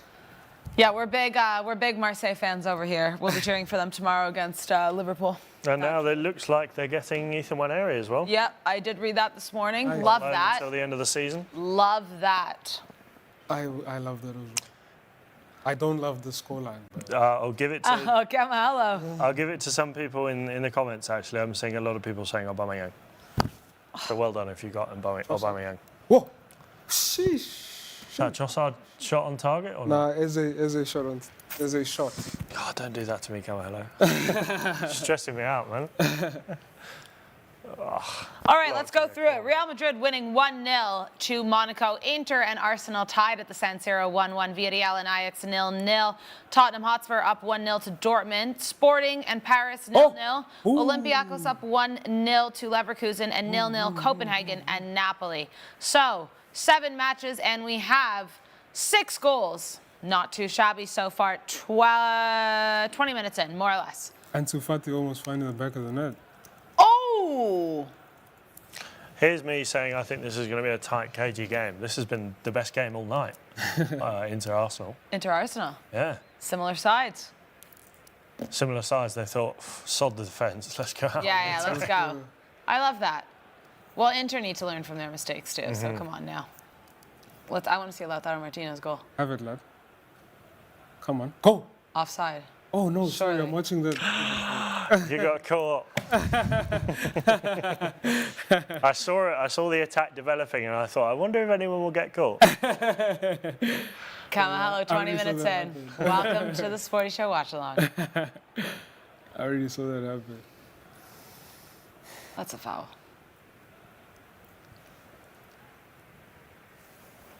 Sheesh. I do like Monaco's kit. I will say that much.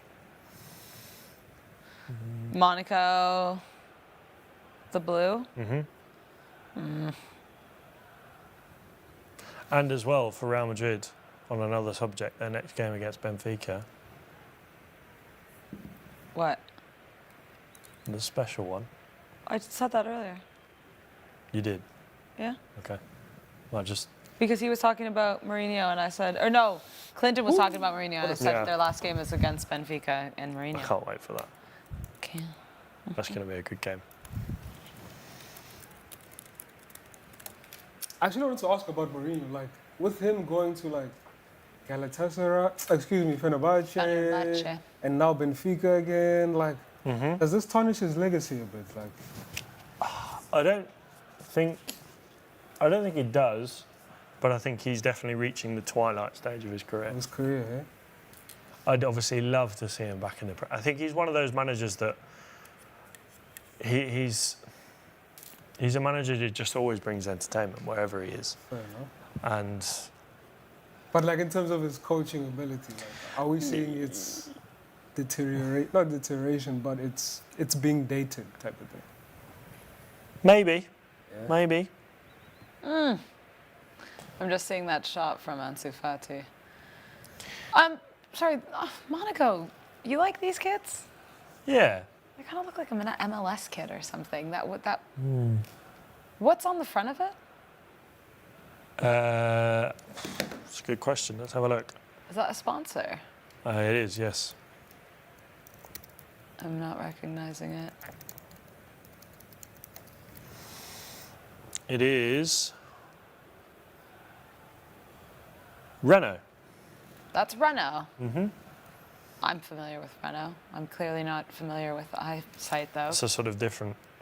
No, that's Renault. Yeah, but it's the new badge, isn't it? Or the new Because there's a 4 in the middle. That's not Renault by its. Oh my God, is it their numbers in the middle? No, I think it's just a random. Oh, it's just the 4. Yeah, that's not. It's not just the Renault. There's something like in the middle, which isn't. 4, is that for how many subs they're going to make tonight? How long until they next win the French league? 4 years. I don't know. It's like there are some clubs that have stuff like that. The team I support, Yeovil Town, they used to have 3 stars above their badge.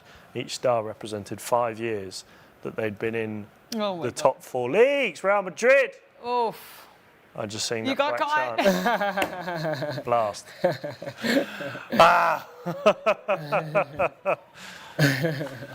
I hadn't seen that chance. And fair also, to me. it's just the 3 of us. Usually, when it's more people, you get thrown way more. Right, I heard there might be 7 of us tomorrow on the show. By the way, 7 people. everyone's back. Everyone's back. Stay tuned. Could be crazy. We can show Noah about Graham. Hello, you've been here for 2 days and you're ready. Do you know what I know? The message I sent to her after the final. Just send her a picture of a towel. No. I said you can't even win when you try and rob it. Oh no, she's gonna get destroyed. Yeah. How's everyone feeling about Eberiche Eze to score next? No, not great. I mean, I think, okay, he's due, but I think he has a lot to... I haven't seen Eberiche Eze since the match against Tottenham Hotspur, if I'm honest with you. I think that's the last time we spoke to him. Right? Yeah, well, that was the last time he played well. We've barely seen him. Yeah, true. What's going on? I feel like, how much did you guys get him for? 60 odd? Yeah, like, I'm a bit shocked with this signing. It doesn't seem to be clicking as much as I think Arsenal wanted them to. I got faith in him. Yeah, he's a good player still. I just think... I don't think he's a bad player at all. The chance here, though, for... Is it Napoli? Yeah.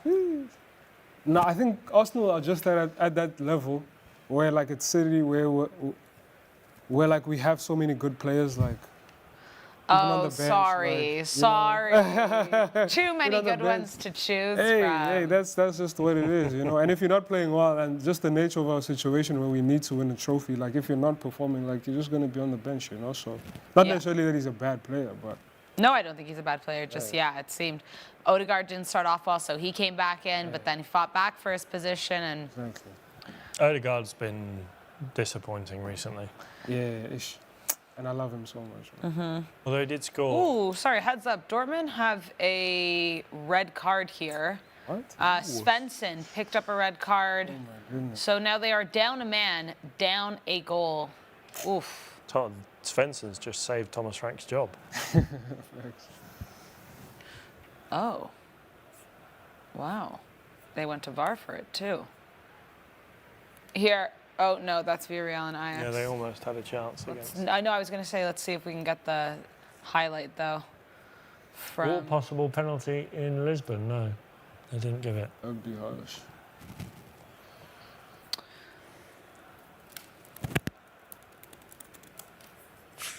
Domination so far from Real Madrid on the ball, but nothing to show for it other than the goal.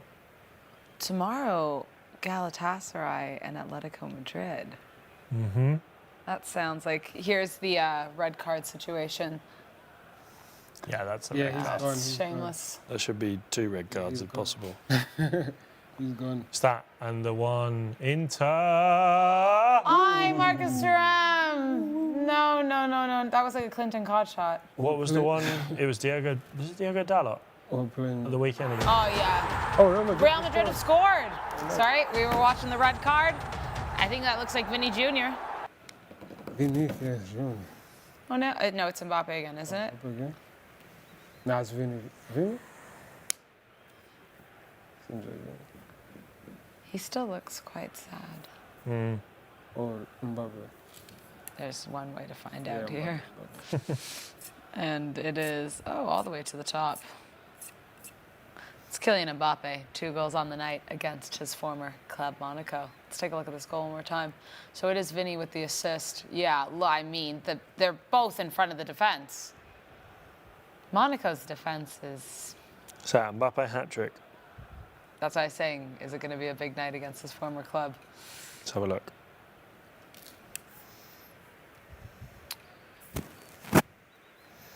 We're locked at the moment. There's a lot of games on tomorrow, guys. Yeah, we've got some... I'm just trying to exciting- figure out what the Oh, yeah. 3 are going to be on the television. Um, Barca, Prague, Marseille, Liverpool, Galatasaray, Atleti. There's no need for Barca. yeah, there's no need. I will literally call in sick if we're not having Barca, and then you won't have a host. So Barca will be on 100%. Marseille, Liverpool. Yeah. To be honest, they're not that really... Those 3. Marseille, Liverpool. Who did you say? Barcelona, Prague, and who? Gala, Atleti, or you want Juve, Benfica? I don't care between. Galatasaray Atleti is an early kickoff, so it'll be done by the time we start. Well, we won't. It'll be on, but... So we'll do Marseille, Liverpool, Barca, Prague, Juve, Benfica. Mate, you better smash Paphos. Not Chelsea Paphos? Well, you can take that over Juve, Benfica. I'd rather watch Chelsea Paphos than Juve Benfica. Fine. Don't care, as long as Barca's on. And, come on, Marseille for the win. Chantal's going to be here Yeah. against Liverpool. That'd be brilliant. You can pick that last one. Give us those 2 and then do what you want. If Marseille won. No. We're going to do Pashao chants all night. Woo!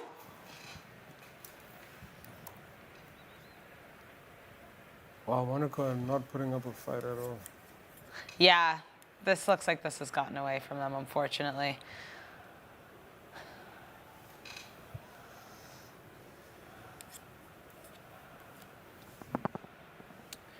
Sporting doing well here to hold on, though. But they're not. I feel like they're not threatening enough on PSG. Yeah, but I said that. They're about to score.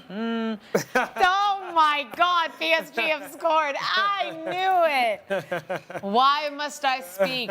Why must I speak? Fair play. That was a well-worked goal. And it's been coming. Is that a ruse? I'm upset. I'm sorry about that, Sporting.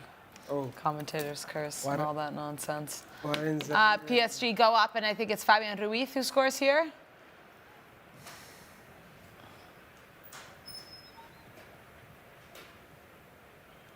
That's a foul. Actually, that should be called back because that was a foul in the middle of the pitch. Let's see.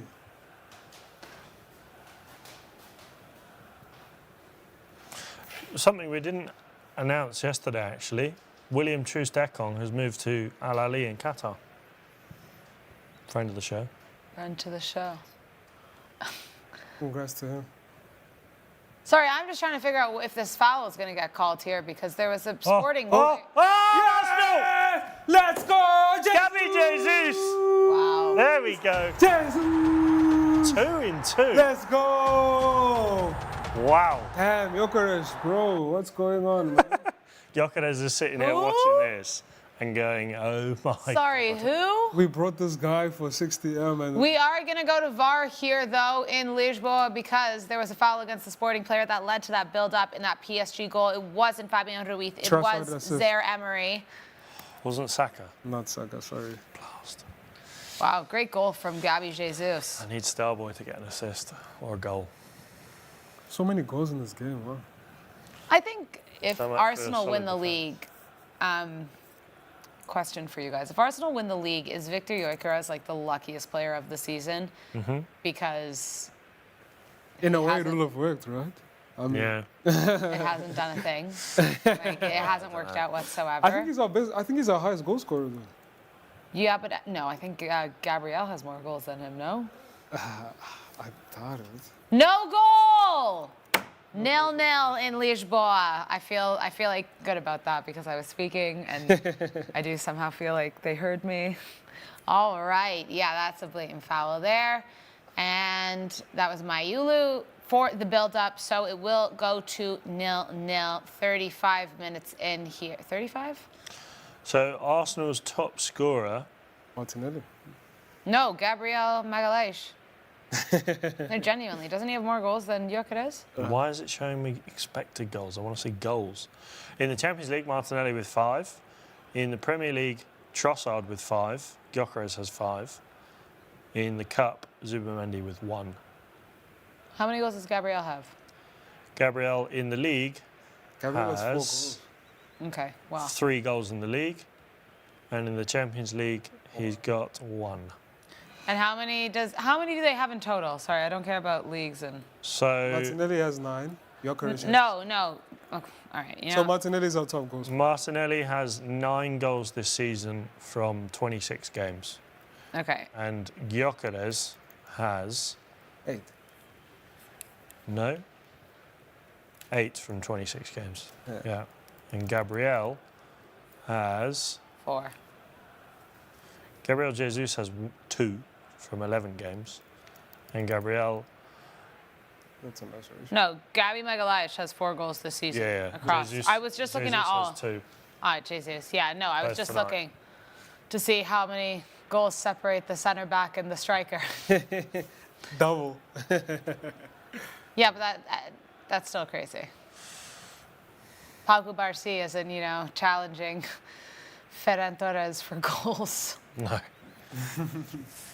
It's like, I remember when Chelsea won the league, I think it was under Conte, maybe, or Sari, I can't remember. Oof. And You didn't the league on the side. yeah, we did. Oh, you did. You won the Europa League. Yeah, Sari won the league. Sorry, did not win the league. Yeah, he did. Fight. The last time Chelsea won Put the league money on the table. was Antonio Conte. Oof, Inter. Sari definitely won the league. Fight. Conte was the last Chelsea manager. Oh, Bellingham? Oh, no. That's just...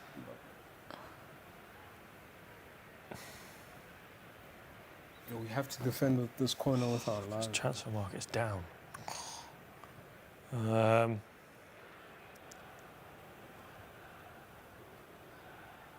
It's 9 years since Chelsea's won the league. You're right, yeah.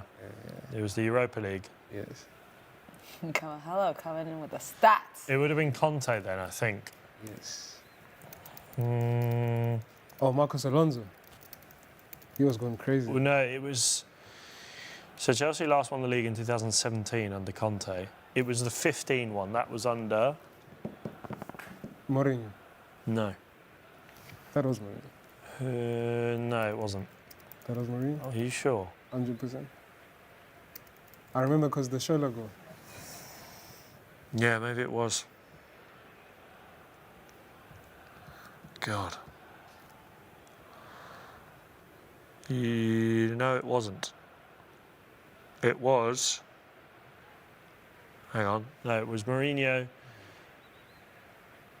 No, on the Premier League 14-15. I think it was that season where Cahill and John Terry did not stop scoring.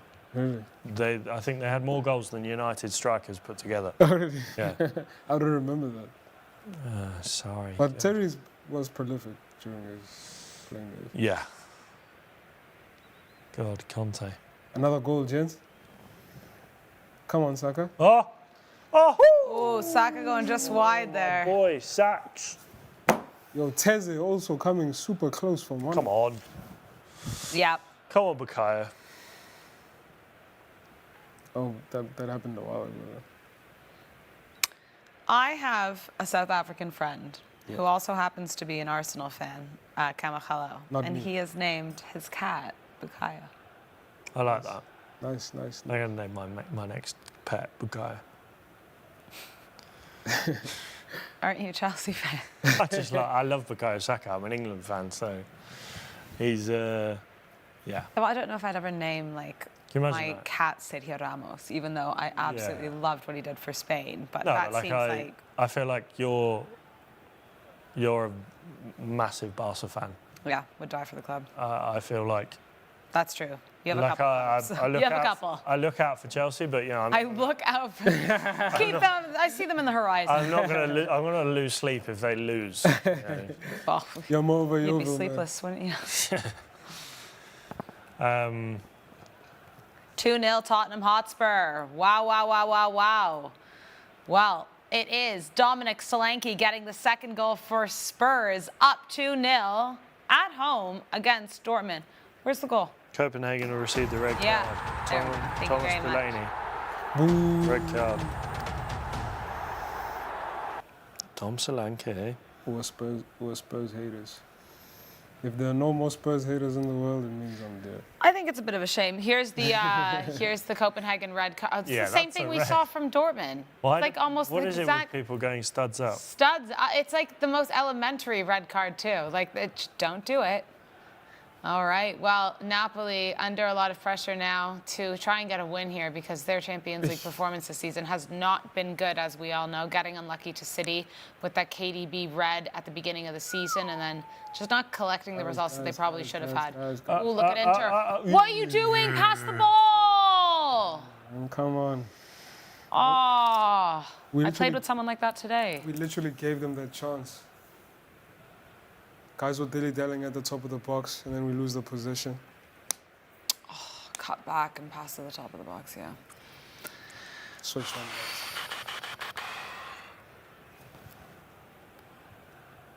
that. Oh, it's never going to work. Nico Barella having some words with his teammate there. I've been hearing rumours, and I obviously don't know if we can attach any truth to them, about Trent not being the happiest in Madrid. Because he came to Madrid for Xabi Alonso. I've heard that Trent is somewhere in a locker room screaming for Jurgen Klopp. Yeah. But I don't know. Arsenal here, not enough. Here's Dominic Solanke's goal, by the way. Aww. Oh, he's expecting? Yeah. No, I think his partner is. Oh. They are expecting. Oh, yep.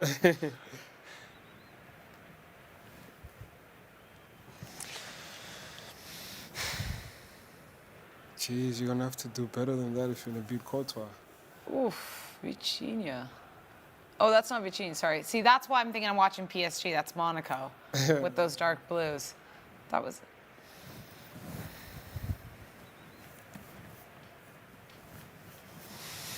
What? That's the luckiest goal ever. Oh, dear. Oh! I'm just reacting to the Solanke goal. It's the sort of goal Gyökeres would score. Thomas Frank, one more week! Yes. Oof. Jeez, that was close, man. Yeah. Oh, Mastantuono was going back to his some shady ways. When I saw him with his grown-out brown hair, I didn't recognize him. I said, I don't know who that is. And then I realized, oh. It was the same with me with Pedro Neto. Yeah, fine. Who was it at Chelsea? Was it Brentford? No, I was like, who's that? Yeah. I think saw- the blonde actually suits him much better. Yeah. Neto? No, Mastantuono. Mastantuono. I saw someone else as well. Barca released their squad, obviously, for the game tomorrow. And someone said, who on earth is Juan? There was just a name in the squad, Juan. 16 years old. Yeah. La Masia. The next big thing. Flick's gone into a pot and just sort of... Yeah. Who wants to come? Oh, PSG. It's gonna be counted as Nuno Mendes? No, it's not gonna be. It's counted? It's not counted. Oh my goodness. How is this Oh my happening goodness. again? What? Guys, how does he have 2 shots on goal in the box? That's onside. Oh, it's because the goalkeeper and him collided. Take a look at PSG. Oh, well, that's a blatant handball from Ousmane Dembele. Yeah, I think Well, you can't be going... Oh, that can't be a goal. yeah, that's Yeah. not a goal. That won't be a goal, unfortunately, for Nuno Mendes. But PSG are knocking at the door, and the fans in Lisboa are getting their flares out because it is getting smoky. Someone's asked, can Kylian Mbappe beat Cristiano Ronaldo's 17 goals in one Napoli have scored, and it's the big Scotty Mac. Big Mac sauce. You thought I forgot. Who else? Mac sauce. Scott McTominay giving Napoli the lead 5 minutes after Copenhagen picked up that red card.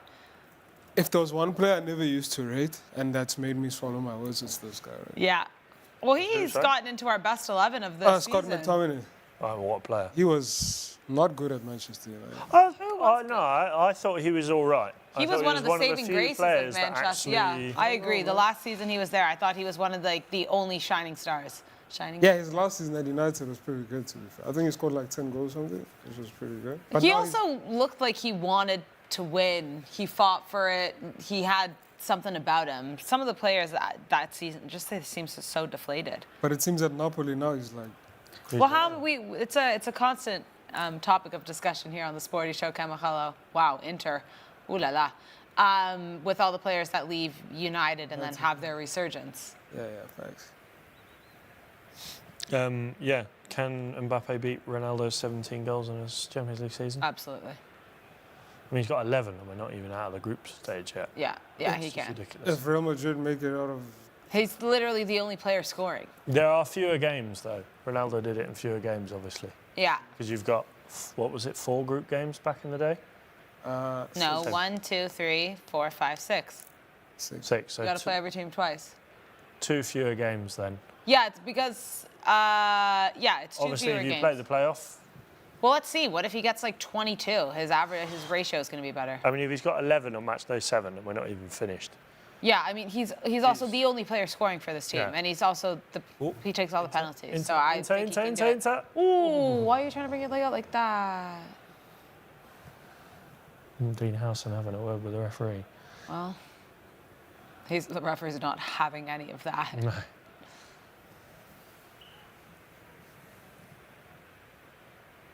Yeah, I mean, that's just a foul. But I don't know why he's complaining about that. Sporting on the attack for once. Ho, ho!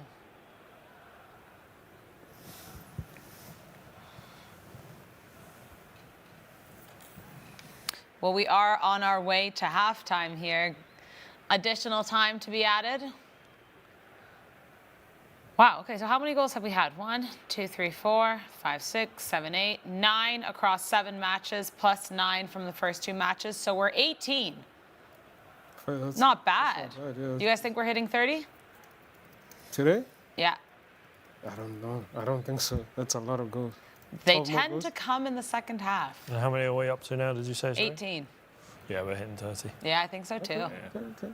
That'll be proper. They're all coming from PSG. Oh, Inter. Oh, I've got caught. I caught myself. Not gonna lie to you guys, I got caught so long ago and I never said anything. I don't know which time it was. I've got caught like 3 times already. I've only got caught once. Yeah. Me too. I think half of it is obviously watching so many games, but it's also like Inter and Monaco to me are the same team. But that's also PSG because that's PSG's. You know what I mean? Like it's trying to keep track of. That's I think what's the most difficult. It's also for me in this sort of scenario, my brain's in sort of hyperactivity, so I'm sort of latching on to any sort of fast movement. Yeah, exactly. So anytime you see, oh, it's a replay.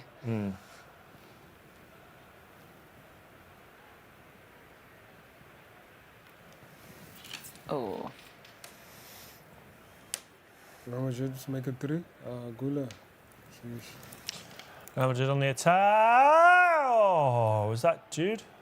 Halftime Arsenal Inter. Couldn't have asked for a better halftime result. Jude Bellingham.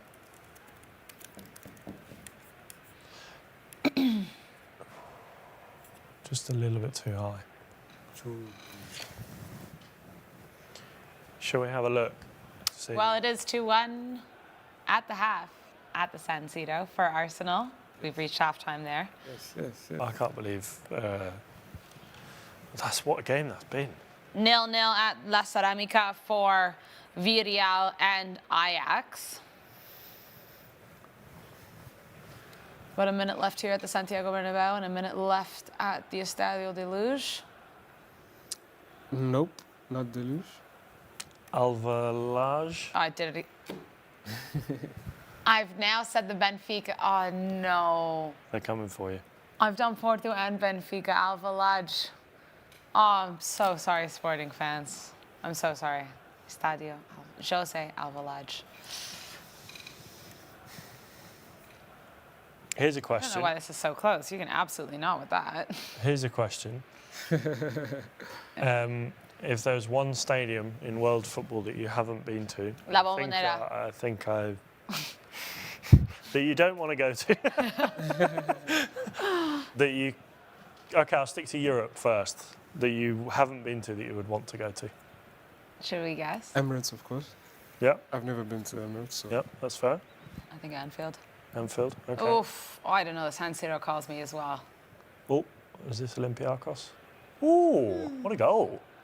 Is it 2? It is 2. 2-0 for Taremi. Olympic. Mehdi Taremi! Love that for him.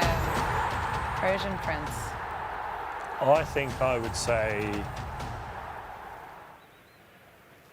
Or would you want to go to the Old Firm? That would be a Celtic Park Old Firm would be unbelievable. Yeah, it's up there for me. Obviously, I'd love to go to the San Siro, but it doesn't quite... You know, It's not what it used to be. It's not like... Well, I think there are about 5 stadiums I think I'd pick ahead of the San Siro. I'd love to go to the Camp Nou. I've never been to the Camp Nou. You live in Spain. I know. I've never been to Barcelona. Right, I forgot. You have told me this. I don't know how I didn't. Celtic Park. Okay. Wait, well, let's save this for halftime. All right, guys, we are at the half. We are going to take a break, and then we will come back and discuss Alex's stadiums he'd like to see in Europe. Don't go anywhere. Oh, and it falls through to the striker. Ben. What a goal! I can't believe it. We're just minutes in, and it's already 1-0. Oh, wait, Alex. Look at that fan. He's so emotional. Even his phone is getting some love. But wait, is he leaving? No, somebody stop him. This match is not over. It is over if you play 1-up. Get settled early with SportyBet. 1-up. Winning is now that easy. Hey, baby. I missed you so much.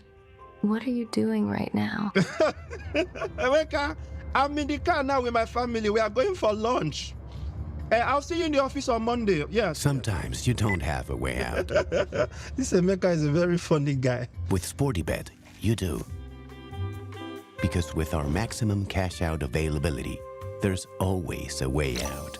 SportyBet, winning is now that easy. This is the greatest spectacle in world football, a title decider, and it feels like nothing can sway a game of this magnitude. Says who? We've been through this before. You just have to believe a little longer. And everybody knows that 1 minute here lasts forever. Because it's not over until we say it's over.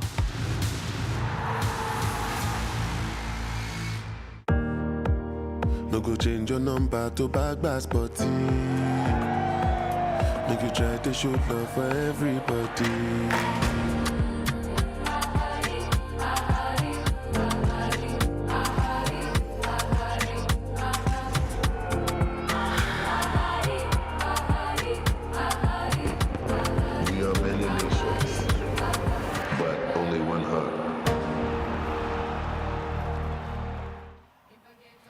Welcome back to the Sporty Show. Champions League in action, and it is halftime. But before we get into it, take a look at the Berna and Sporty collaboration for everybody. If you haven't seen it already, you're going to enjoy this.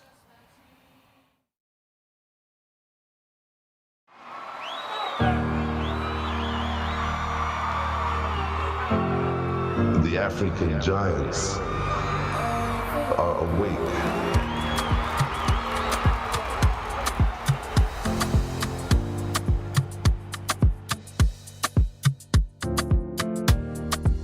If it is for me, it will surely come to me. They no fit to me for work. Men they cash out, men they job. No go change your number to bad sporty. Make you try to show love for everybody. Don't forget your party to bad sporty. Make you try to show love for everybody.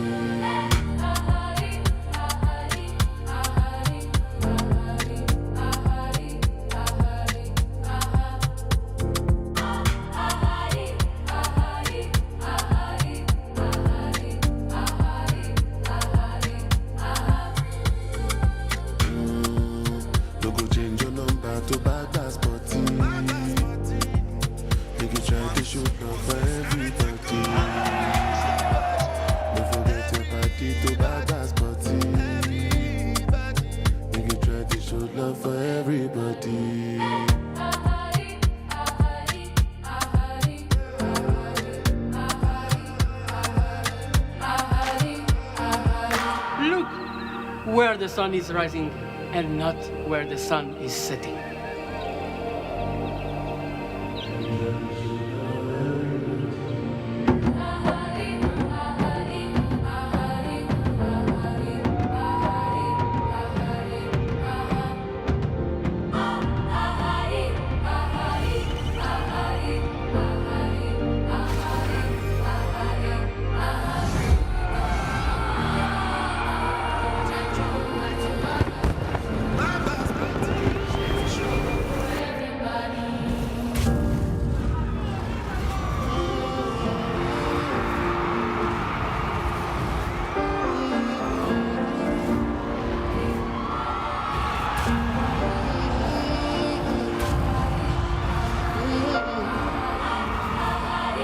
We are many nations, but only one heart.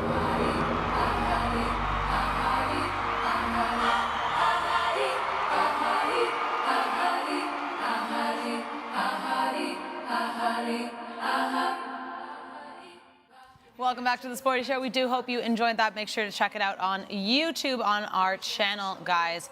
All right, here's where we stand. 2-0 to Real Madrid at the Santiago Bernabéu against Monaco, Inter, and Arsenal. Arsenal up 2-1 at San Siro. Villarreal and Ajax 0-0. Spurs up 2-0 to Dortmund, who have a red card. Sporting and Paris 0-0. Olympiacos up 2-0 to Leverkusen. And Napoli, with that goal from Scott McTominay in the final moments, up 1-0 away to Copenhagen, who have also picked up a red card. All right, Kamogelo, how are you feeling about your Gunners? Yeah, good performance. Gabby Jesus. Yeah, what a brilliant showing he's putting in. I mean, I only expected one goal, but two is I'll take that every day of the week. Good play, good game in general. I know we were speaking before the match and saying how both teams are like the best, defensive-wise in the whole of the continent, but you wouldn't tell, given that first 45 minutes. At least we're leading the game. I'm just happy about that. I think we're too open on the counter-attacks. I think that's where we're missing a bit of Declan Rice, but who cares if we're winning, right? Who cares, as long as we're winning. Alex, you had a couple of bets going. Where do we stand with those? Let's have a look. Yeah. So, I had 2 going. I actually put on another one. You said on the show, I had 2. Under 2.5 goals. Okay, well, that's done. Sorry. No, that was a separate That was for fun one, but I hadn't saved. And I'm on. Why am I? I'm trying to find. Where am I going? There we go. I found them. So, Federico Di Marco, 2 or more shots, done. Miles Lewis-Kelly to commit 2 or more fouls. Pending. Come on, Miles. Come on. Bukayo Saka, Starboy, to score or assist. And Leandro Trossard to have 1 or more shots on target. I feel like Leandro Trossard to have 1 or more shots on target is doable, 100%. Let's have a look at the Miles Lewis-Kelly, because I don't think he's made a foul yet. He has not.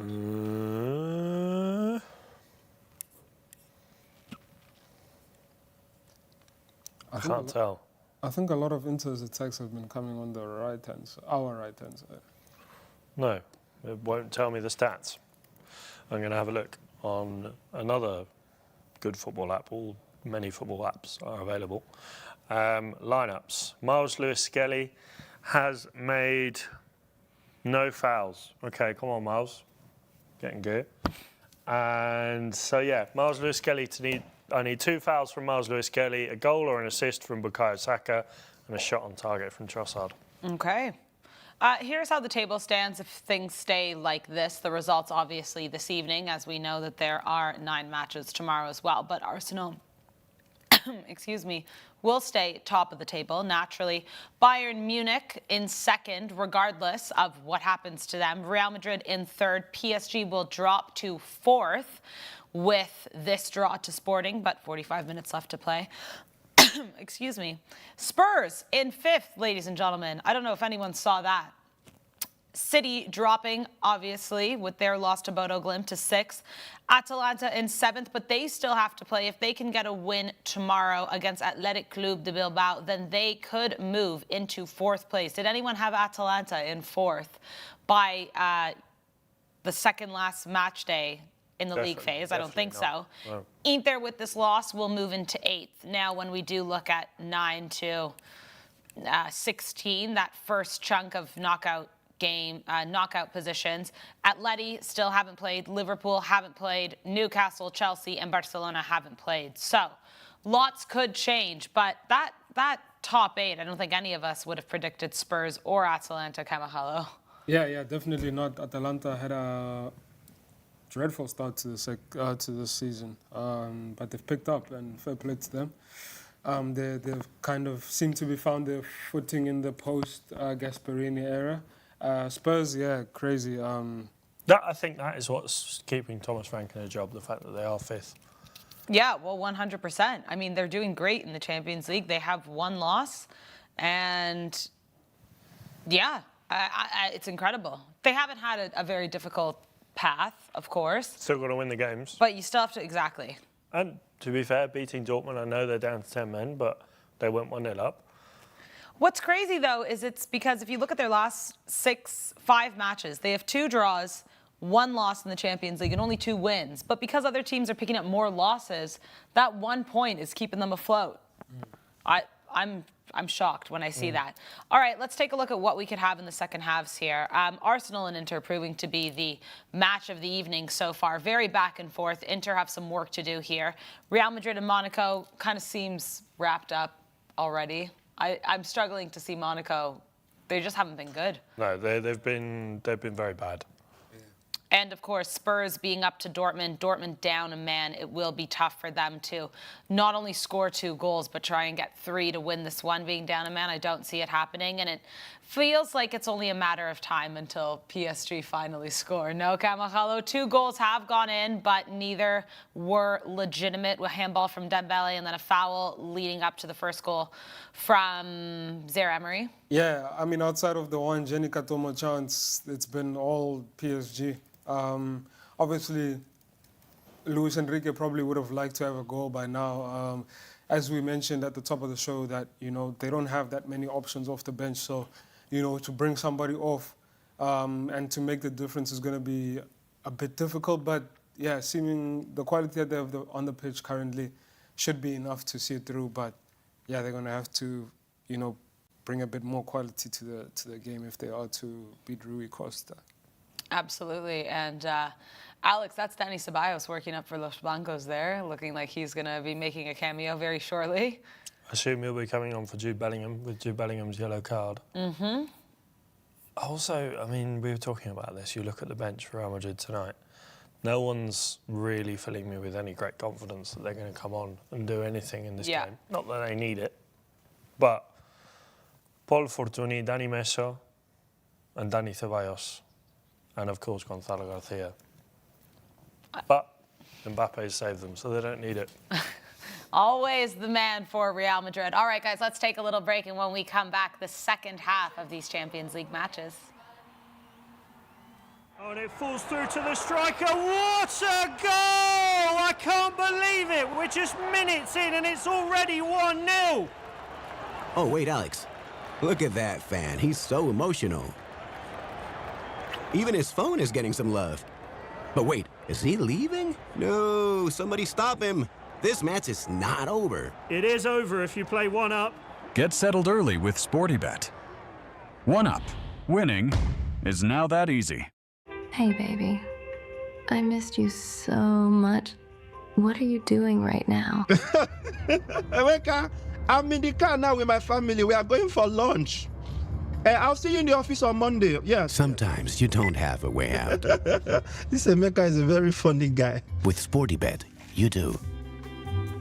Because with our maximum cash out availability, there's always a way out. SportyBet, winning is now that easy. This is the greatest spectacle in world football, a title decider, and it feels like nothing can sway a game of this magnitude. Says who? We've been through this before. You just have to believe a little longer. And everybody knows that 1 minute here lasts forever. Because it's not over until we say it's over.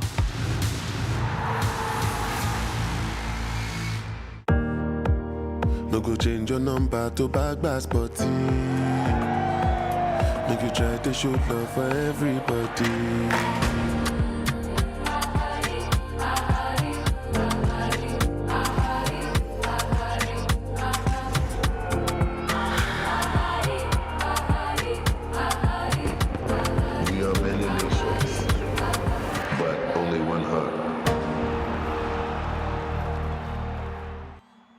Welcome back to the Sporty Show, and yes, it is a Tuesday Champions League evening, and we are seeing the second half at the San Siro already underway. Arsenal up 2-1 to Inter, and the players from PSG are also coming onto the pitch here. 0-0 against Sporting as that match stands, and it looks like there's going to be an early substitution for Alvaro Arbeloa's side, as Dani Ceballos seems to be the first substitute that we are going to see in this game.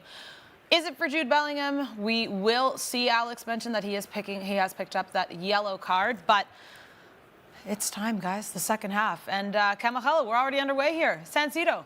Yeah. And much like the start of the first half, we are in the ascendancy and are looking to get a third almost.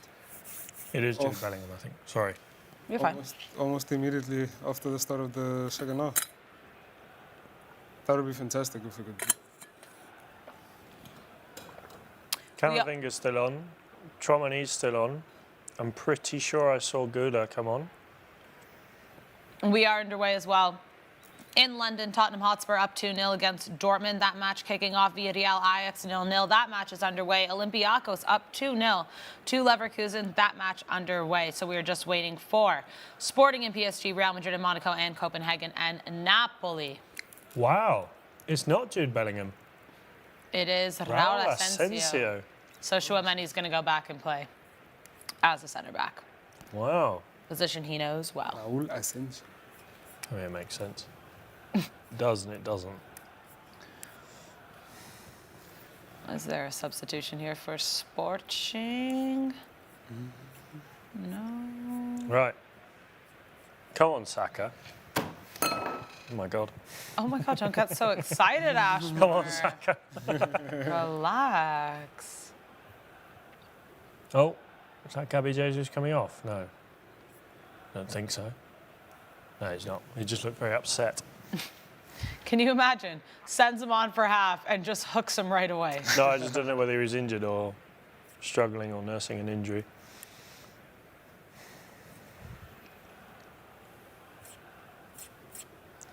Corner for Arsenal. All in. Oh, no. Over the bar. Another corner? Yeah. Zubimendi claiming for one. I actually think, in terms of Premier League football, Zubimendi has been the signing of the summer. Premier League. That's a bold statement. Zubimendi. Granit Xhaka's got to be in that conversation. Yep. Yeah. Oh, I knew that was going to happen. It's not Noah Sadiki. That's how loud you are in my ear that he heard. So remember that for the future. Our producer. Oh my goodness. Villarreal have scored at home, finally, against Ajax here. And is that Nicolas Pepe? Is that our sporty MVP? I don't think so. No, it's not. Sorry. I thought it might have been. Well, he is there. It is Tani Oluwaseyi. Brilliant. Villarreal is my La Liga team this season. No. Yeah, you can get out of the table. Kamogelo. I hope Inter come back. Canadian. Oluwaseyi. Turn your screen. Let me just see the name. They have so many African players. I love it. He's Canadian, actually, so. Yeah. Well, he was born. He was born. I knew he wasn't. Well, he is Canadian. I knew there was something Nigerian there. Born in Abuja. Well, his name is Nigerian. Yeah, that's what I was going to say. I was like, I felt weird Obviously. that it said Canadian. Well, so he was because born. He probably wouldn't. You know, I'm going to stop talking while I'm ahead. Born in Abuja, but moved to Mississauga. How do you say it? Wow. I always struggle with this Mississauga. word. Mississauga. That is something I never thought I'd be saying on the Sporty Show for those Canadians at home, friends to me. Very bizarre. Kamogelo earlier was like, the six. The and I was six. like, oh no. That's what Toronto's called. The six. You don't know Yeah, that? Alex. As in, like, Miami's called the 306 or whatever. Is it Yeah, 305? 305. 305. 305. So Toronto's called the six. Why?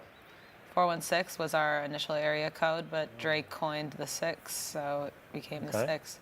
Who's Drake? Yeah, I don't know. That was a joke, guys. I don't know who Drake is. Okay, well, you learn something new every day. There you go. Inter on the attack here.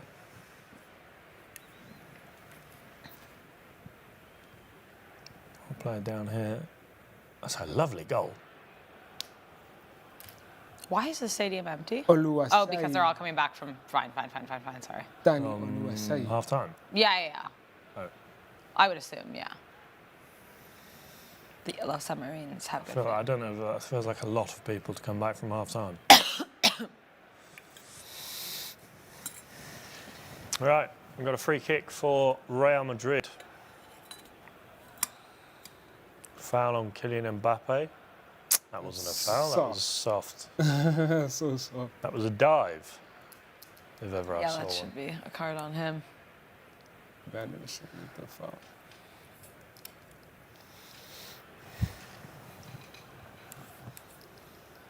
Artigula to take. There's our foul from Nico Barella on Gabi Jesus. Still 0-0 in Lisbon at the Estadio. Jose Alvalade. Okay, you've made it up. Third time's the charm. Where PSG are playing without Kvicha. Kvicha. Kvaratskhelia. No, Sorry. you meant to say Kvaratskhelia. Kvaratskhelia. Kvaratskhelia. Kvaratskhelia. Oh, chance for Real Madrid. Ball across, defended by Monaco.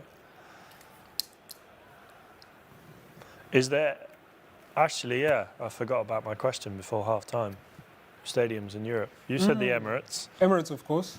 What did you say? Did you say a final answer? I didn't say a final answer, but maybe I would say Anfield. Yeah, I think I would say Anfield or... I want to know your world one. And your name. I'd say Anfield or the Nou Camp. Oh, yeah, I would like to go to the Nou Camp at some point. it's up the street. I know. I'd like to go to Barcelona. Also up the street. I know. In the world? Oh, Inter. In the world... that's a tough one. Maracana. That would be a I'll good be there one. next month. Jealous. Jealous. That would be a very good one. To be honest, I don't think I could say anything other than the Bombonera. La Bombonera. Dale, dale, I mean, bo, dale, dale, bo. I'd say Monumental. Oh, Mastantano with the goal. Oh, wow.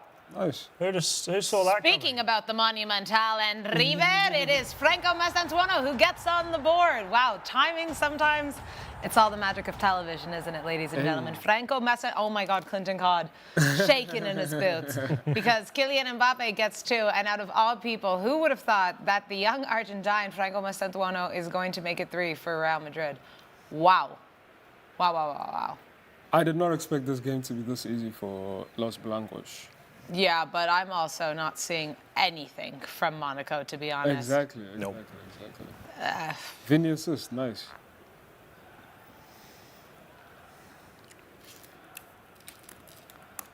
I hate stadiums with tracks on it. So All Monumental would be a good shout, but it has a track, so no. So you said Anfield is your Europe one? Yeah, it's up there. My world one, and this is not really football related, but the MCG. But we're doing football related. I know, but they do play football there, but Okay. it's more for the cricket, Melbourne Cricket Ground. Is it Australian football or football? No, they're soccer, as they would call it. They do play Aussie rules there. It's a good goal from Messantuono. And your world one? Maracanã. Maracanã. Yes, yes. La Bombonera is also a good shot, but Maracanã above everything else. I also like the Bombonera specifically for the Super Classico.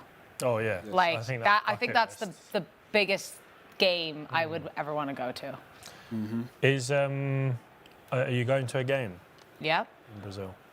Rio Derby. It's going to be Fluminense versus Botafogo. That'd be a good game. Yeah, and a derby, so I'm quite excited about it. We'll be cheering for Fluminense, but it's gonna be good. I really wanted to see Flamengo because they also play there. Several of the Rio teams share that stadium, but Flamengo's away the entire time. I happen to be in Rio de Janeiro, but I've seen them at the Club World Cup, so it's good to. It's always nice to see teams that you're never gonna. Yeah. You don't get to see as much. Woo! Oh. Woo! Trossard off target, sorry, Alex. I wasn't watching, so it's not as bad. Yeah. Could have been an assist with Bukayo Saka as well. Could have killed Saka. Oh, that would have been perfect. Trossard goal, Saka assist. Come on. Soccer. Is that how I say it? Yeah, there's like an R. Soccer. Saka. Bukayo Soccer. How do you say it? Saka. Saka. How it's said. Saka. No, but that's I thought you'd say that with your accent with certain words that end. Bukayo Saka. Bukayo Soccer. There you go. I'm trying to think of another example now. Inter Milan. Ooh, in the face. Would you say Timothy Weah? Timothy Weah. So why is it Weah, not Saka? How'd you get the R on the end? Because it's Weah. It's Weah. Like with the H at the end. Weah. Whereas it's Weah. Saka. Saka. Saka. Weah. I don't know, it sounds Timothy pretty similar Weah. when I say them. Timothy Weah. Yeah, Tim Weah. Maybe. Saka. Oh, Monaco own goal! Oh, capitulation at the Bernabéu for Monaco, and they make it 4. Wow. Los Blancos have it easy this evening, and Alvaro Arbeloa is Tilo not Kera. going anywhere. Who scored? Tilo Kera. Okay, yeah. Oh, it's an own goal. Capitulation. All out. Capitulation for Monaco. Well, 9th place in Liga. Now we're probably seeing why. Oof. Vinny, man of the match, man. Well, I don't know about that. I mean, he's been the reason for 3 of the goals, so. Mbappe scored 2 of them. Fast. Oh, it's shambolic. We haven't had a penalty, have we, in this game? Terrible. Oh, they'll get one. 4-0. That puts Real Madrid 3rd. Jeez. I know Bayern are yet to play, and as are Atalanta and Atleti. But come the end of match day 7, Real Madrid could be 3rd. Could be. For all that's being made of Real Madrid and stuff, I mean, they're 1 point off the top of La Liga. 6 points off Arsenal, if Arsenal hold on for this win. It's, on paper, it's not that bad. It's not. It's really not.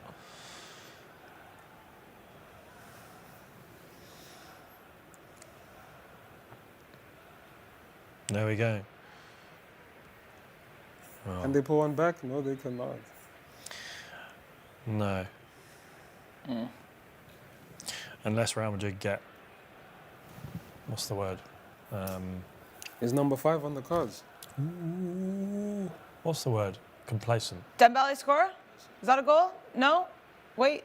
Sorry. Don't do the goal.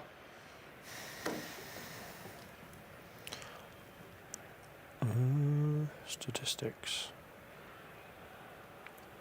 Let's have a look. That's offside by a country mile. That is offside. That is offside. That is offside. That is offside. We don't need to go to VAR for that. There's no way that can be a goal. I hope people are following my under 3.5 cards. In what game? In PSG Sporting. Not a goal. Not a goal. Jan Sommer with a good save there. Oh, what a save. Oh my God, Ajax have equalized here at La Ceramica. 1-1, Villarreal and Ajax, and it's Gluck. Goal. All right, goals are coming, Kamogelo. We're pushing. Hey, we're right. Going for 30. You're right. Forgive me, it's my... We're at 14 from those matches, plus 17, 18, 19, 23 goals. 7 more. That's it. Oh! Oh! I got put out. My bad. Oh my God, Kamogelo, you got me. I heard you and I looked. It was the same thing we just saw, the Dembele offside goal. Getting caught left, right, and center today. Oscar Gluck with a goal. I just said that? I thought No, I was just sort of... Oh, saying it to, saying it to yourself and all of those who can hear you through the mic. Yeah. Oscar Gluck. Stop! Oh, I would have left that. I would have left. I hate when people whisper into the mics. I don't like that. Alex, you're not in. You're not plugged into my ear. Right, Arsenal on the attack again. Give it to Saka. Soccer. Who's going to win the UCL? We asked you guys. 68%, it's still open, but 68% said Arsenal, 14% said Bayern, 12% said Barca, and 7% said PSG. I'll take it. Saka's getting an assist. I can feel it. Soccer. I can smell it. It's in the taste it. No, I'm not doing that. In the air. Oh, crazy. It's in the air. It's in the air. Yeah.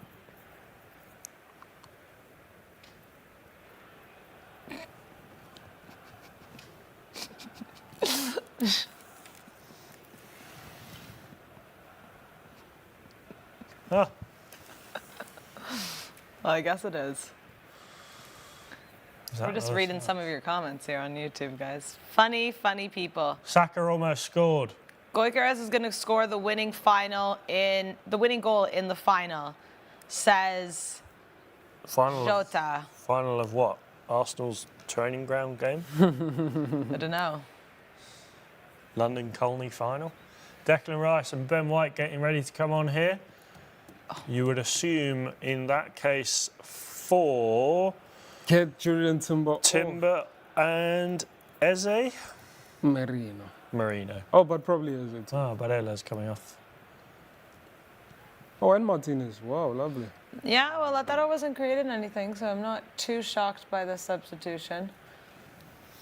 And it's Esposito. And? Is it Augusto? Fratesi.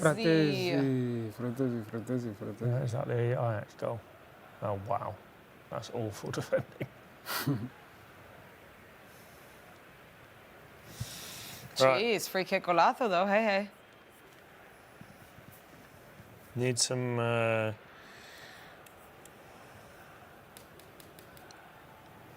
Says Ansu Fati and Vanderson coming off for Monaco. Ansu. Koulibaly and Ouattara coming on. And then, yeah, Declan Rice. Eze and Timber coming off for Declan Rice and Ben White. Damn, I thought Eze was having a decent game too, bro. Yeah, he was alright. He was quieter in the second half. Yeah, you're right. But it does feel strange having Marino and Declan Declan Rice. Rice. But it makes sense also. I think an underrated aspect of Mikel Merino's game is his vision. So Yeah. And Zubimendi. It's quite a defensive midfield, but obviously Arsenal are looking to consolidate. shut up shop. Yeah. Right. That was an awful corner. Come on, Turkish. Oliver Deck, as people call him. Why? What? That's like an English reference? Say again, sorry? That's like an English reference? No, Nigerian. Like Oliver Deck. So like, you know, quite a lot of Nigerians' names start with Oliver. Oh, yeah. Oh, okay. Oliver Deck. Oliver Deck, okay. Because he, I think it was a video of him, I want to say Saka and one other player in the Arsenal team. We've also seen him with and he was, West Ham. Yeah, wearing a do-rag as well. And I think he said Oliver Deck. Or they also called him Oliver Deck as well, which was quite funny. There's the video of him dancing with the West Ham, though, boys. Yeah. But that was to Naza, which is French. But he's just embracing the other cultures. Yeah. More like Alawa Rek, Senegal. Senegal Rek. What? Do you know what Senegal Rek means? Oh, Vinny, what a goal by Vinicius. Oh, we have a goal. Oh. It's 5-0. Fantastic. Just keep them coming. Senegal Rek. Do you know what that means, Senegal Rek? No idea. It's like how Moroccans say Dima Maghreb. Oh, yeah. Senegal Rek is like Senegal, only Senegal. Right. Oh, okay. Guys, after the win, it's been all over my whole Instagram, Senegal Rek right now. My timeline's just been full of Moroccan. I don't know if you can say what you should. No, I'm saying my timeline's just been full of Moroccan Moroccan ball boys stealing Diouf's towels. Just been videos of that. I will say the memes. Vinny man of the match now? Huh? Vinny man of the match now? 2 goals, a goal and 2 assists. Technically 3, but yeah, 2. He can have it. I'm not bothered. Right, come on, Arsenal. Well, more to the point, come on, Saka, and come on Trossard, and come on, Miles Lewis-Skelly. Wow, that is interesting. Sorry, can we all take a moment to see that Vinny went over to give Alvaro Arbeloa a hug after that goal? It's a bit of a tongue twister, isn't it? I hate saying his name. Alvaro Arbeloa. It's not nice if you say it with a Spanish accent or not. It's just a bunch of I don't like it at all. Every time I say it, I'm like, I scored again. yeah, I'm not watching this game anymore. I'm down. You guys stay to Arsenal and Inter. I'll keep Sporting and PSG. Inter almost getting an equaliser. Are we not saying anything, though, about this embrace with his manager? Yeah, no, I think very important. Shots fired? Yeah, that's how I feel about it. It's like, I like this guy. That's exactly how it looks to me. A show of support and faith. I feel like it's more like I like this guy and I don't like the other guy. That's how I'm reading it. Did Vinny come out with a I don't know. Goodbye message to... we had a list at one point somewhere, but I don't remember who had. Yeah, that list of the Real Madrid players that said goodbye, because some of the big ones didn't say a thing. Oh my goodness. And you're thinking, who's your PR? But I think that's kind of overrated to me. Did not. I think if you see the teammates doing it, though, you should just go and do it, just to not be in the conversation that we're having right now. Just do it. It's just Even a if PR you don't thing. like him, just yeah, do it. yeah, you just do it. Because even the Mbappe line, I was like, bro, weren't you the one? We all knew it was not like it was written by whoever, like his manager or whatever. Like, completely, but it also just, I think it's a matter of common courtesy. Like, if Clinton left, I'd do it, even though I don't like him. I'm joking. Joking, Clinton. I wouldn't do one. Yeah, me neither. I wouldn't do it either, at all. And then if someone else, I'd say it's because I don't like him. Celebrate on the show. Is that because you don't like Clinton? Yes. Yeah. We're joking. Oh, Marcus Thuram really can't not get his foot on the ball today. Kvicha is on. Kvich, oh no, not the Kvich. Yeah, it's going to be long. So Sporting are in for a I also can see Gonzalo Ramos cameo at about the 75th. He's always the one. Manito. Oh, their fans are happy now. Ball in from Inter. Shoot! Ooh. Are you trying to cheeky chip? Come on, guys.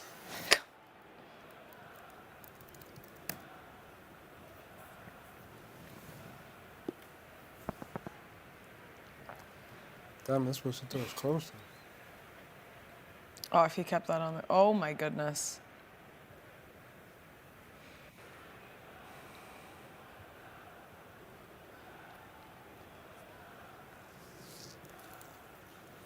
Yeah, Monaco have been shocking. Monaco are... They deserve to not continue to the next round, unfortunately. I wonder what the odds are for an Inter goal. Let's have a look. The great and powerful Albacete were able to do better than this one. Wow, shots. Beating Albacete isn't for everybody. Malaga did it. How many players were Real, though, that weren't playing tonight?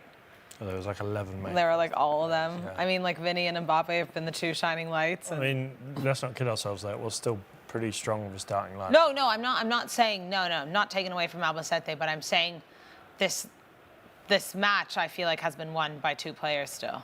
I give Franco fine. He scored. Mastantuono. So, but I also feel like they haven't been challenged whatsoever. Yeah, true, yeah. Monaco have barely like tried to. Yeah, this is a shame. Where's Paul Pogba when you need him? Why isn't he in the squad? I mean, just look at that. Oh my goodness. Yeah, like those. Yeah, you're not finishing your run. You know what I mean? It's basic. Alquilush, is he coming off? No. All right, well, still 1-0 to Napoli, 2-0 to Spurs against Dortmund, 2-0 Olympiacos and Leverkusen, 1-1 Villarreal and Ajax. And then the three we have here, 5-0 to Real Madrid, Arsenal still up 2-1 to Inter, and 0-0 Sporting and PSG. So how many goals are we on now? We are at 24. Okay. Yeah, we were 20, yeah. Yeah, we could reach 30. I mean, Sporting are somehow hanging on to this game. Yeah. I feel like eventually something's going to happen. If this ends 0-0 for Sporting, though, what a result. Yeah. Fantastic. They'll take it. They'll take it and run. Yo, Arsenal, come on, man. Nope, thank you. Thank you. Scooped up. Let's go. We need one more goal, and then I can like. You'll leave? Sit back. Yeah. Leave. I'm literally on the edge of. He's on his way out. We can see you sneaking off.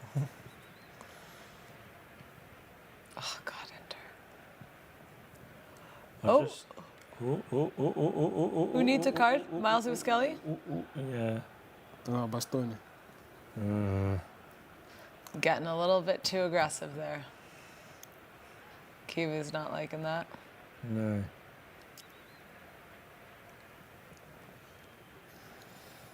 PSG on the attack. Oh, that was a yellow card for Mikel Merino. Why did Bastoni get booked? Oh, Because he was having words with Mikel Merino. Merino also with the yellow. Yeah, so 2 yellow. Oh, Alex! What? Gonzalo Ramos. There he is, coming in for Bradley Barcola and Gonzalo Garcia. A couple Gonzalos coming in. Mastantuono coming off. Yeah. Decent game from him. I can't get over how different he looks with this. All right, Gonzalo Ramos to score. Let's check. Alex, you want to check for me? Gonzalo Ramos to score. Yes. Let's have a look. I have a sneaky suspicion. How many goals does Garcia have this season? Gonzalo? A lot. Not that many. Or Ramos or Garcia? Garcia. Ramos. Less than 5. Really? I want to say. Gonzalo Garcia has 4 goals. 1 in the Supercopa, 3 in La Liga. 3 of those coming against In one Betis. game. Why am I? Oh, because it's live. I was looking at Champions League and I just couldn't see PSG. PSG Sporting. So, goals. Who did you want? Gonzalo Ramos? Or Gonzalo Ramos. Players, anytime goal scorer. Gonzalo Ramos, 4.8. Sprinkle. Sprinkle it. Nice odds. Nice. Shall I do it? Just for a bit of fun. You feeling lucky? I'm always feeling lucky. Well then. Well, Gabriel and the man, the myth, the legend, the striker for Arsenal coming in, Victor Gyökeres. And it will be Mosquera and Gabby Jesus. Nah, Gabby, fair play, fair play. Brilliant performance. Fantastic. Brilliant performance. Incredible. Done Incredible it. scenes. Gonzalo Ramos to score. Yeah, go on then. Nice. I really don't want them to do that. I'm due for Sporting. No, I want PSG to win now. Gonzalo Ramos was the winner. Sicko. In the 98th minute. Oh. No, well, how much extra time? No, I wouldn't score now and I can scored! relax. I don't care. Monaco scored. Oh my God, Flo Balogun. Wait. Nah, it's Teze. It's Teze? That was very lackadaisical from Courtois. That's gonna make them fuming though, because they could have kept a clean sheet. Oh la la. Let's watch. It's probably bad defending Very as well. relaxed, very relaxed. He passed out like to Chouameni, I think. Or he was trying to pass out to Chouameni. Oh dear. Oh no. Oh no, what are you doing? What are you doing? Trying to play like Manchester United. Oh, who was that in the middle?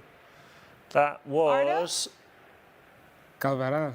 Dani Ceballos. Oh, Ceballos. Oh, jeez. Disappointing. That's not good. Goal. Where? Where? I hear it. Oh, that's the Monaco goal? Come on, guys. 45 seconds late. They've just Well, Balogun and Zakaria are out for Bamba and Ilkena. Okay, okay. Sporting. Sport. Sporting. Is that? Ooh. Right.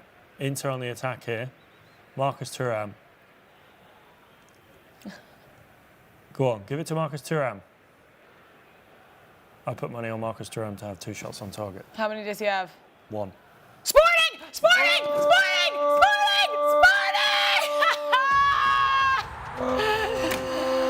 Let's go at the Estadio Jose Alvalade. Yes, thank you very much. Oh my Pacho capitulation.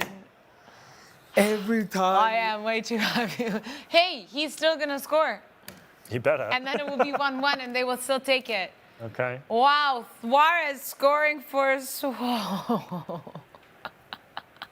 wonder what odds you get on a PSG draw now. Park the bus. Park the bus. 15 minutes. Park it. Lock and load. Luis Suarez, but not the one that you're thinking about. What, the former Atletico Madrid midfielder? You're talking about the former Barcelona striker? Yeah, no, I know. I just had a feeling, man, like all the injuries. Look at this Marquinhos. What do we say about Marquinhos? He is known for a mistake. This completely left open the far post. You called it. You called it. Marquinhos is such a liability. My goodness. Gabby Martinelli looking to enter this game as well. Arsenal bringing in the big boys. Mm-hmm.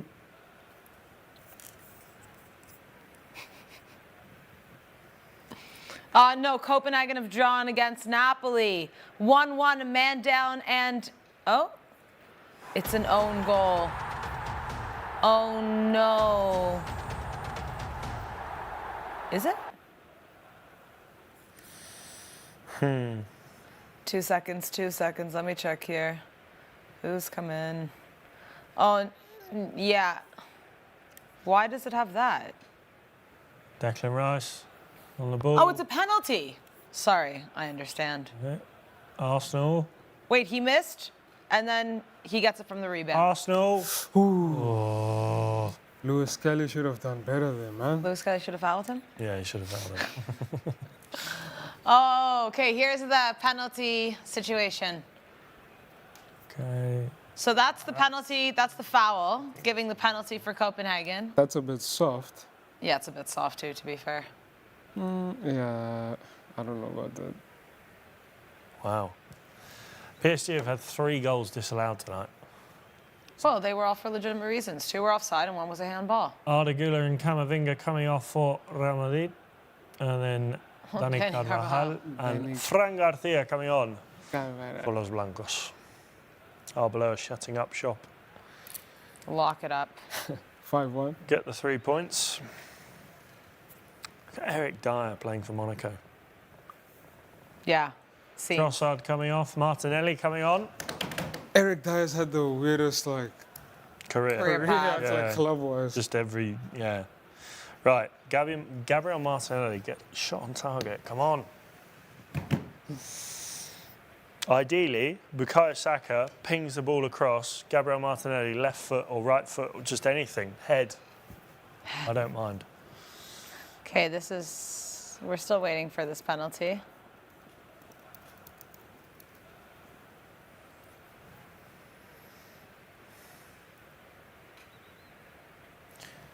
I do love Milinkovic-Savic's beard. Very Tim Howard-esque. Is he related to the other Milinkovic? I'm not sure. Shall I have a look? Okay, wait, let's look at this, because this is the whole second. This is the goal for Copenhagen, pardon me. I don't think so. Yeah, he saves it and then he rebounds it, apparently. We're just watching the highlights. Oh. Wow. Oh, unfortunate for the keeper there. You gotta hold on to that ball. He got lucky. Hey, Copenhagen. Oh, scenes. Light it up. Flares are going. Napoli have been disappointing in the Champions League this Absolutely. Conte's Champions League. What are they? 23rd. Dreadful. Sorry, can I just make an announcement here? You know how we talked about Spurs and Atalanta being in that top 8 going into the next round? Sporting are now in that top 8 as well. And City, still, somehow. Well, yeah, but I think that makes a bit more sense. Atalanta, Sporting, and Tottenham. No one, not one person in the world had those 3. No chance. No, was it Gonzalo Ramos? Alex, what did I tell you? I know this team too well. Did he score? I know. Or was it Kvic? I think it's Kvic. He was carrying the ball back. I think it's Kvic. Oh, Dembele's getting into it. Looks like Kvic. Oh, it's because I saw running with the ball that I thought maybe he went into the net. Wow, you guys had Dembele winning the Ballon d'Or over this guy. Wow. No, he's so important to this team. He's unreal. He's unreal. Wow. What a goal. Wow, he's incredible. Yeah, that's spectacular. Right. Wow. What a goal. Goal of the evening so far. Ooh, small foul there from Jeremy. Hey, Sushi's goal is... Okay, but that's much better. Feature. So there's still time for Gonzalo Ramos to get a goal. Okay, no. Sporting gets one more, and then Gonzalo Ramos gets the second, and we'll call it day 2-2. I don't and care. that will As also long get as to 30 Gonzalo goals. Ramos scores, I'm happy.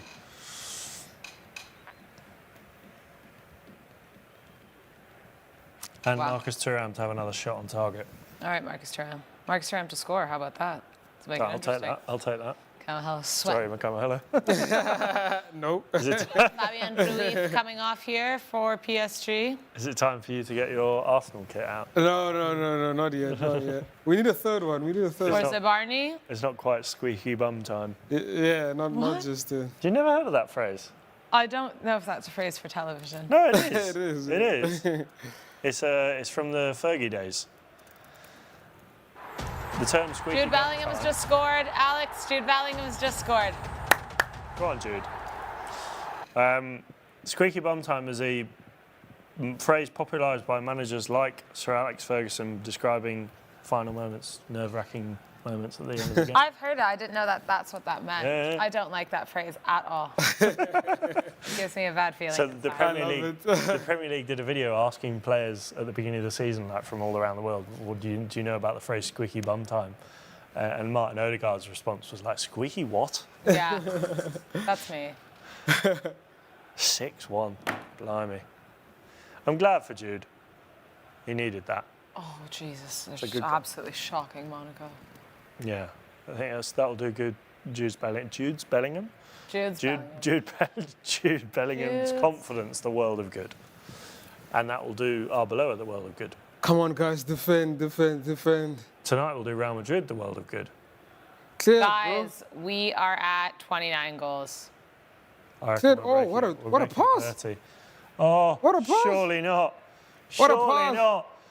Give it Saka. No! Oh! Oh! How did he do that? No, it can't be. It can't be.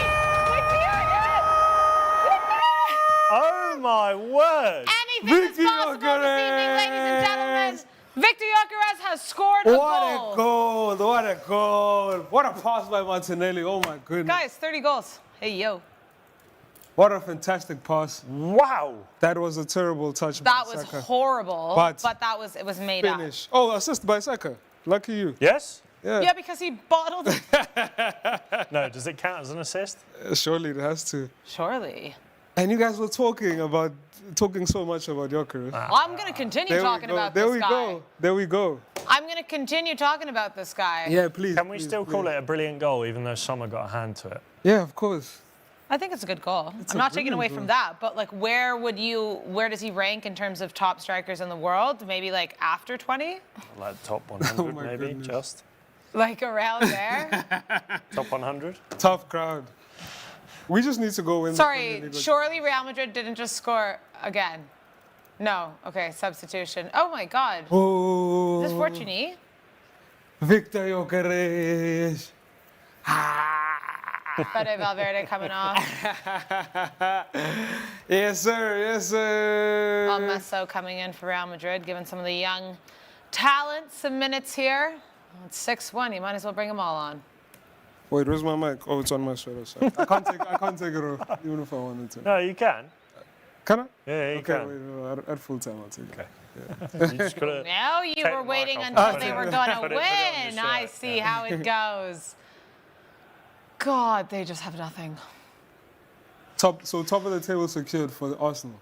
Why are Monaco Yes. making... Because even if we lose next week and Bayern win these next 2 games. Yeah, correct.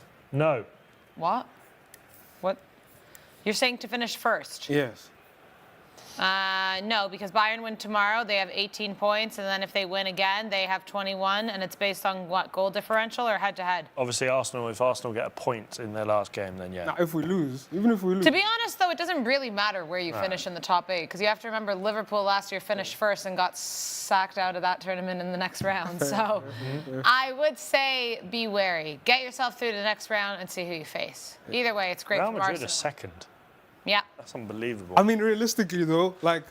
I mean, they'll drop to third tomorrow. Besides PSG, you'd say Arsenal's probably stiffest test because they're the reigning champion. Not Bayern? I mean, we already beat Bayern. I know, but Yeah, I but feel like if I'd you play face Bayern again. if you face Bayern again in the knockout stages, that's a different You animal. think so? Completely. Yeah, completely. This PSG? A game in the group in the knockout in the league phase compared to a game in the knockout phase, we've seen it so many times when the team's beaten someone in the group phase and then lost to them later on in the knockout phase. Fair enough. I feel like it's a different beast. Whoever's written that headline. You want to play Barca? Gyökeres finally scores. What a goal! Nobody expected that. Oh, Sorry, did someone write that as a ticker? Yeah. Oh, mental. That is harsh. All right, we're into the final moments of these matches here, ladies and gentlemen. I'm laid back now. I can see. 30 goals so far. 30 goals. 3 red cards across these 9 matches. Wow. Here comes Rosita. The chant for Victor Gyökeres. Here comes Rosita. I mean, what a goal, to be fair. Top striker.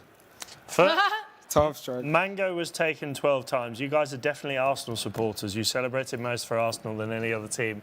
No, we're not. Kamogelo is an Arsenal. We didn't celebrate. Alex and I were in shock that Victor Gyökeres scored a goal, for whoever was asking. I think I celebrated the most when Sporting scored. I stood up in my chair. So clearly they've just joined the watch along. Sara supports Real Madrid. I would literally rather have the blood drained out of my body. You may as well have sworn at Sara, honestly. Sorry? He may as well have sworn at you. The same thing as getting hit in the face. God. Nothing like a good old watch along. We have fun. Yeah. What is Jude's celebration here about? Does anyone know? Looks like he's taking a tea? couple tea. This would be a tea like Alex Morgan. This is we're getting after the drink. Yeah, maybe. It's a couple of bottles. Maybe it's a sort of like a joke intended at, the critics that he's received over the last couple of weeks. Maybe, but it doesn't feel like the right time to do it. Brancaso and Santos in for Sporting. What are the critics saying? He's drinking? A lot of people are saying that he goes out to clubs in Madrid. Interesting. So that could be the sort of, Fine, there's a connection there.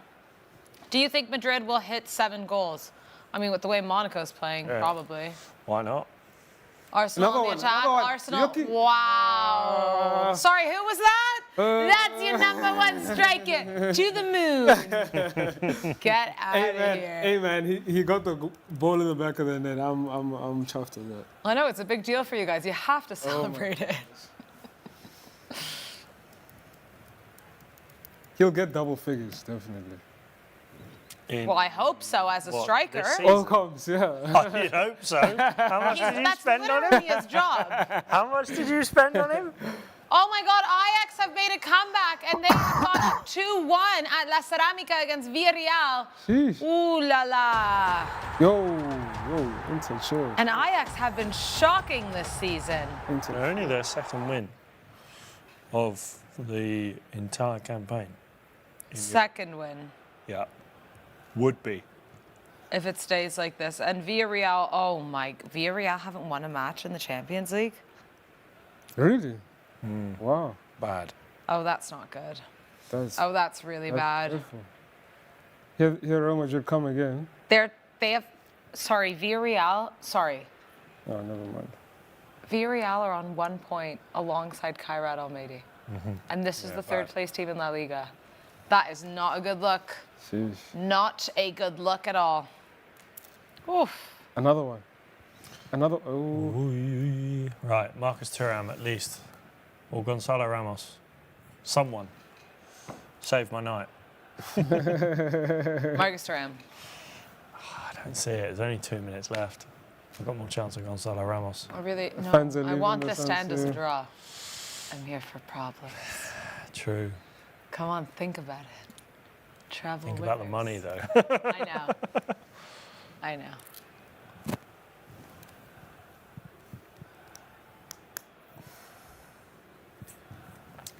All right, Marcus Thuram shot on target. That's doable. We've got a minute and a half. Oh. No! Oh. Come on. Oops. Oh.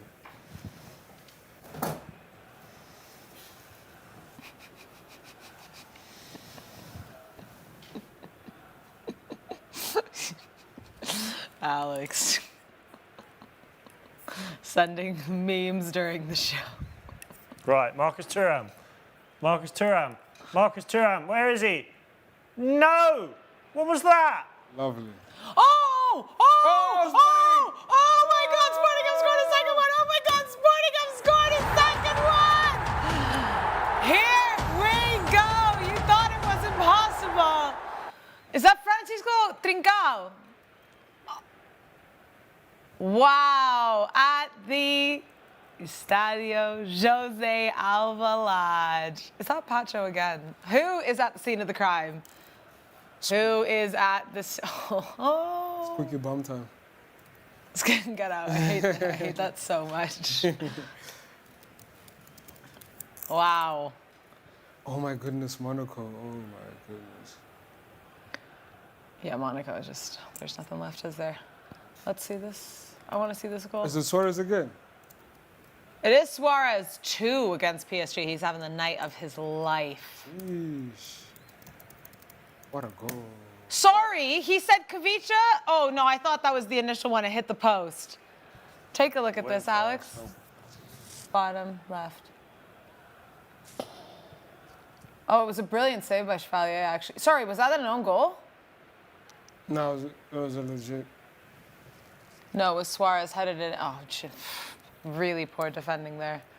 That's both Pacho and Marquinhos. Real Madrid. 7. No. I just texted Noah. Did you say towels and Luis Suarez? I said, good evening. I hate to be the 1-2 text you. You're losing. All right, well, it is full time at the San Siro. Arsenal get their win, and they remain top of the table against Internazionale. Let's do it. Let's do it. He's going to take off. Oh, he's only taking. Sorry, can we all take? Can we Lower take his a minute? mic while he's taking off so we don't get rumbles in our ear. There we go.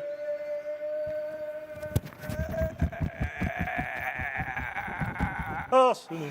Arsenal. Vamos, vamos, North vamos. London. Let's go, let's go. Whatever the weather. All right. Well, that match is the only match that is finished off so far. We are still waiting for 6 more. Guys, we hit 31 goals with that last goal from Luis Suarez, by the way. You mean you can't put your jumper Sporting back on beating now? PSG. Nah, you can't put it on back now. Valid. Let's Keep the Arsenal shirt out. Let's rock it. Let's rock it, man. 4 goals in 7 matches for Luis Suarez. It's funny. There we go. That. Sheesh. I'm so happy, guys. I was so anxious going into this game. Misery I had, for no PSG. expectations for it. I was hoping I wasn't going to be on the bad side of the result.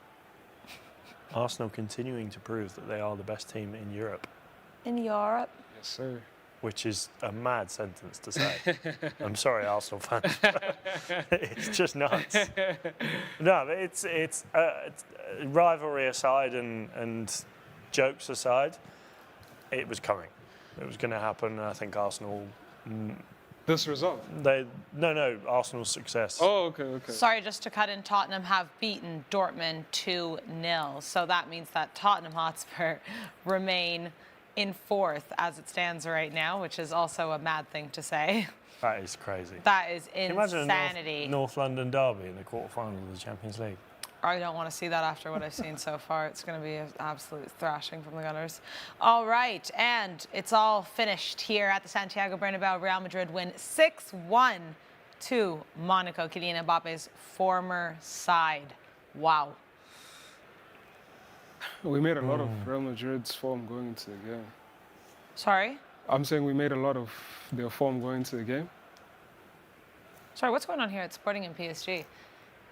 It's all kicking off.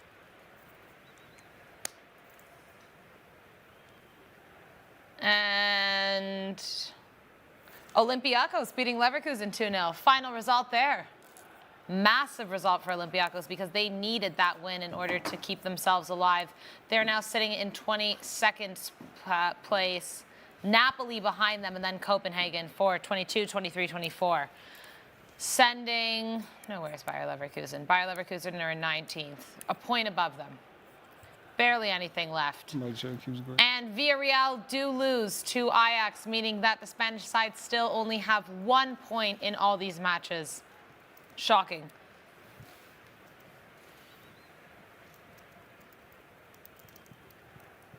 Vamos! Arsenal, Arsenal, Arsenal. Come on.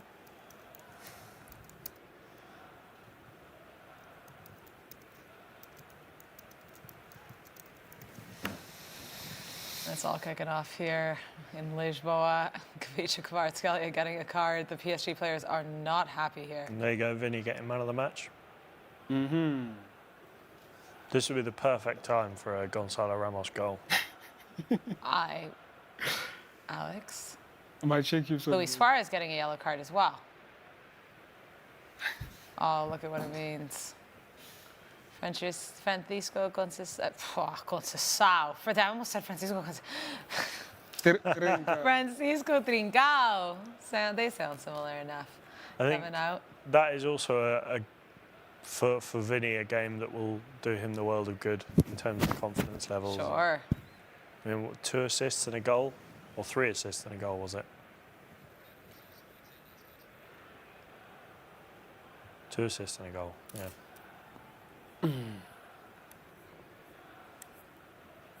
What is the Champions League final this season? No? May Istanbul's 28th. Europa League. I want to say Sofia. Sofia, yeah? 26 is Puskás Arena in Budapest. All right, guys, that is all she wrote. Sporting Lisboa beat PSG 2-1. I can't even believe it myself. Let's take a little break. We'll be right back. Falls through to the striker. What a goal! I can't believe it. We're just minutes in and it's already 1-0. Oh, wait, Alex. Look at that fan. He's so emotional. Even his phone is getting some love. But wait, is he leaving? No, somebody stop him. This match is not over. It is over if you play 1-up.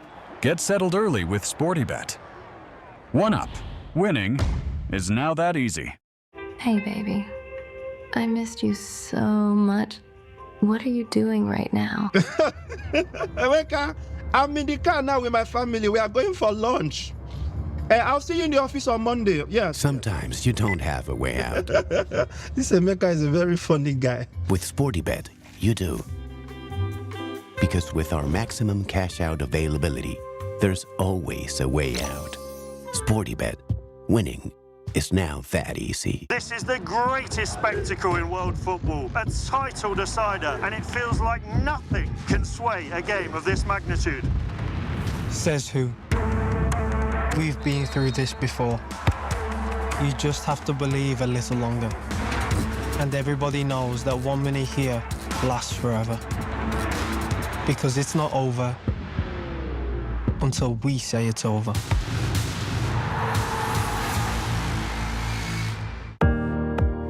No go change your number to back Sporty.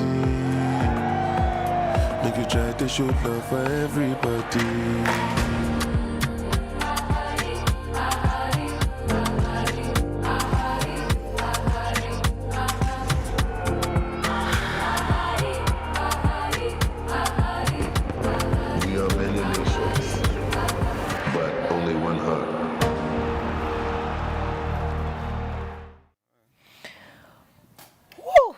Well, over 30 goals tonight, ladies and gentlemen, across 9 matches.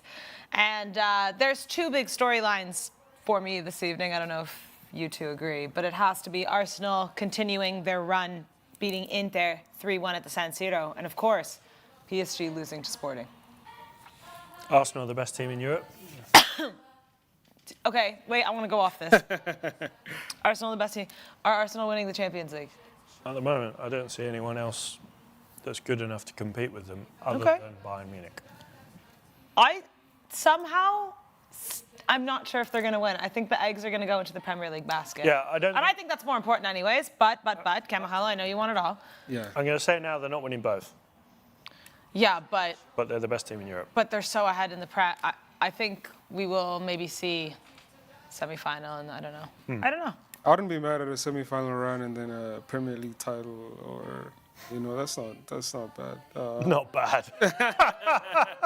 Barcelona did it last year. That's not bad. But I mean, we're doing so well in the Champions League. I mean, 7 from 7, that's extremely impressive. But that means nothing at the end of the day if we don't win the Champions League. Exactly. We could go out in the round of 16. You never know. But it doesn't look like anybody's necessarily on that level yet. Obviously, knockout football is a totally different kettle of fish. So Yeah.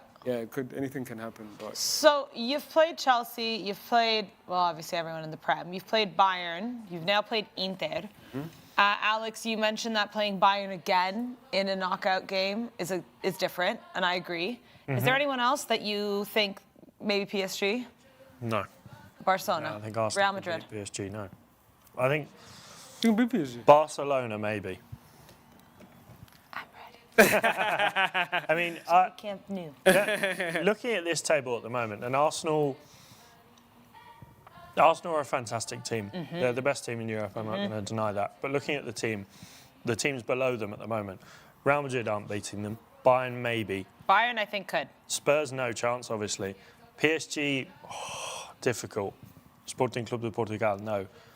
I think they beat City. Atalanta, no chance. They've just beaten Inter. Atleti, not a cat in hell's chance. Liverpool, no. Maybe on a European night at Anfield, that's the only reason why you'd think that they could slip up. Dortmund, no chance. Newcastle, no. Chelsea, no. Barca, maybe. Marseille, no. 100%. Marseille, no. Juve, no. Galatasaray, no. Okay, well, I'm not even going to bother far down listening. now. I'm not even going to bother listing the rest of the only realistic teams that could beat Arsenal at the moment in the Champions League in a knockout game are Bayern Munich, Barcelona, and PSG, and maybe Liverpool. No, not Liverpool. Maybe Liverpool, and I'm only saying that. Anfield on a European night, Arne Slot gets sacked and Xabi Alonso becomes the Liverpool manager. Someone said Burnley got a draw there. Oh my goodness. All right, well, let's see. Yeah, Burnley got a draw there on a Saturday afternoon. I'm just reading some comments here. No, I mean, all the credit to Arsenal. It's incredible the run that they've gone. As Kamogelo said, 7-7. We haven't seen it from any other club. But it is a long season, and I think we have to now take... It's game by game, and Mikel Arteta is doing an absolutely brilliant job managing that. But that's the thing about the Champions League. One bad day, and it all gets taken away from you. So they just have to keep going at the rate they're going, and we'll see who they... As we know, they will be going through to the next round. We have to see who they'll be taking on. But, of course, there will be knockout football in between the end of the league phase and the round of 16 because there's the knockout in between. But we're still getting used to it, aren't we? All right, guys. PSG. Disappointing. Well done, Sporting Club de Portugal. I'm a menace. I think, as much as PSG will be really disappointed with tonight, It's not going to affect them too much. No, it won't affect them too much. But I think when you look at their opportunities, they had 28 shots, 6 on target. When you've got the attacking talent that you have, with that starting three, Desiree Doué, Ousmane Dembele, Bradley Barcola, the midfield, Vitinha, Fabian Ruiz, Mayulu, these are the best players in the world.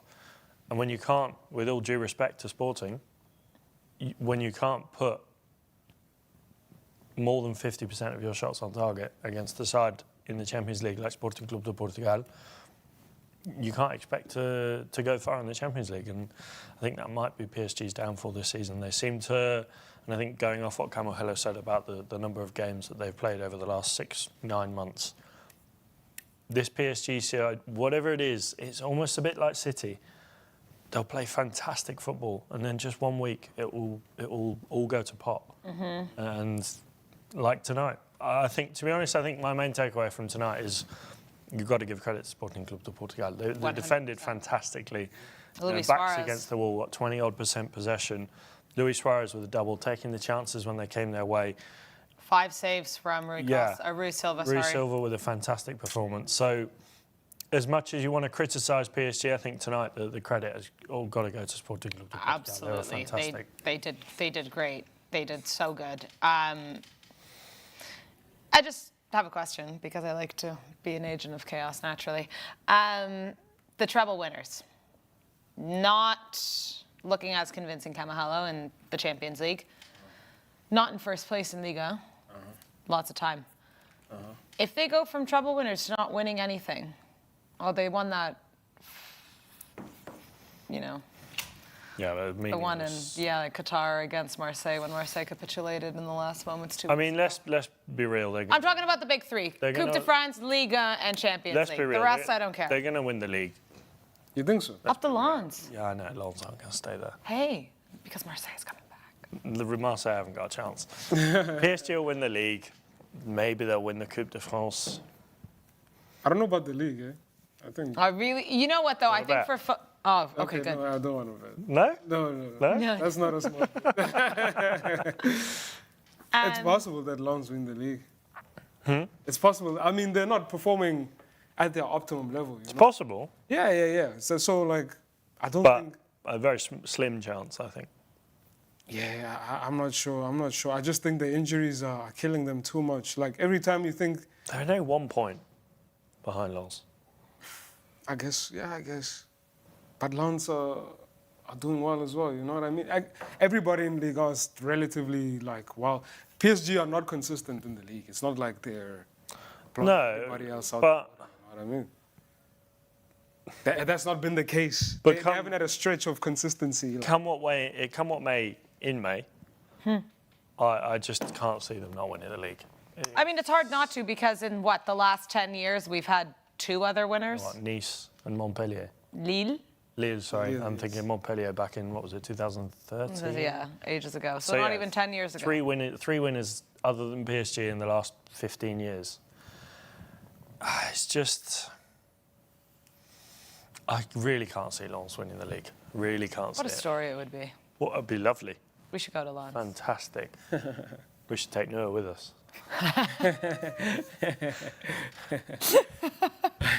Because I saw the light in your eye when you said it. Because even though I speak French, we need someone to translate everything for us just to make sure that it's... No, you don't speak French on that. No, I've completely forgotten. It's all gone out of the window. Gee, can you imagine? All right, Tottenham Hotspur, maybe the most Spursiest performance, beating Borussia Dortmund at home here. We saw Cuti Romero get on the scoreboard, and then Dominic Solanke. I mean, we know that Dortmund picked up that red card. There we go. And then Solanke scored. But, guys, Tottenham Hotspur had a PSG in third place in the Champions League. Fourth place. Sorry, fourth. It's crazy. It's insanity. I mean, these last few seasons, they seem to be having a knack for doing well in Europe. They obviously won the Europa League last season, even though they were having an even worse season in the Premier League. Tottenham finally. Come on, guys. We're taking the piss at this point. We're gonna lose followers. Even though you know they had a absolutely atrocious Premier League season last season, and it seems to be following a similar trend this campaign as well. So who knows? Maybe they might even go. I think that is often the case. I've said it before. When you do badly in the league, you put all your eggs in a cup. You see chuck them into the Champions League. You see lower league teams. Albacete, they're in the quarterfinals of the Copa del Rey, but they're what, 19th in the La Liga High Promotion? So for Tottenham, yes, I don't think they're going to get relegated because West Ham, Burnley and Wolves are atrocious. They lost to West Ham. But I think similar to last season in the Europa League, put your eggs in that basket. They're not going to win the Champions League. But a run for Spurs to the quarterfinals or, God, semi-finals maybe. Stop. It's not going to happen. But Spurs, realistically, last 16, they'll get there. I mean, what? One more point? I think they're all but guaranteed. Top 8. They need one more point, and I think they're guaranteed top 8, really. And I think the football that Thomas Frank wants to play is more suited to the Champions League, because in the Premier League, they're probably coming up against a lot more better teams. They are often the better team, and they need to control the game more often. And I don't think that's the type of football that Thomas Frank wants to play. When he was doing well at Brentford, he was playing a lot of counter-attacking stuff. And in the Champions League, he'll probably come up against better opposition. And I think that probably suits his style of play more. And yeah, that's... It's also fair to mention that they are playing Eintracht Frankfurt on the final day, who have been absolutely terrible in the Champions League so far this season. So, well, there you have it, guys. Another Champions League watch-along come and gone. We are almost at the end of the league phase. Next week we will be, but we have the next round tomorrow, obviously. Barcelona in action against Slavia Praga, Liverpool and Marseille, Juve, Benfica, Chelsea and Paphos, of course. I feel like I'm missing a big one. No, you're not. Atletico and Galatasaray. Yeah. There you have it. And allegedly, all 7 of us are going to be here. You determine who those 7 people are, because I don't even know who that is. 7 of us on one show. I don't think it's ever happened. So it could be really exciting. But Kamogelo, quick comment. How was your first watch along? It was nice. I like it. Yeah, obviously it was much more comfortable seeing my beloved Arsenal win. Didn't get to crash out on live television. But yeah, looking forward to seeing other people stressed tomorrow. So yeah, I'm gonna... Looking forward to other people's stress tomorrow. Wow. Agent of Chaos. All right, guys. Well, yes, we are back tomorrow here for the second leg of the Champions League, which is the second round of the Champions League watch-alongs for this week. So join us tomorrow, all 7 of us. And until then, as always, enjoy the football and check out the Berna and Sporty video one more time. 1.2 million views, guys. We're trying to get to 2 million. So go check it out and vai Sporty. Top of the table, baby. A nightmare.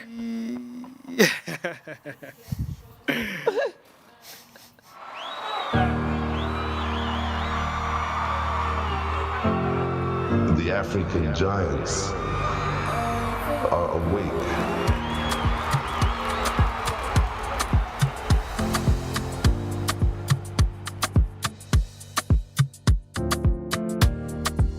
If it is for me, it will surely come to me. They no feed to me for work. Men they cash out, men they job. No go change your number to bad sporty. Make you try to show love for everybody. Don't forget your party to bad sporty. Make you try to show love for everybody.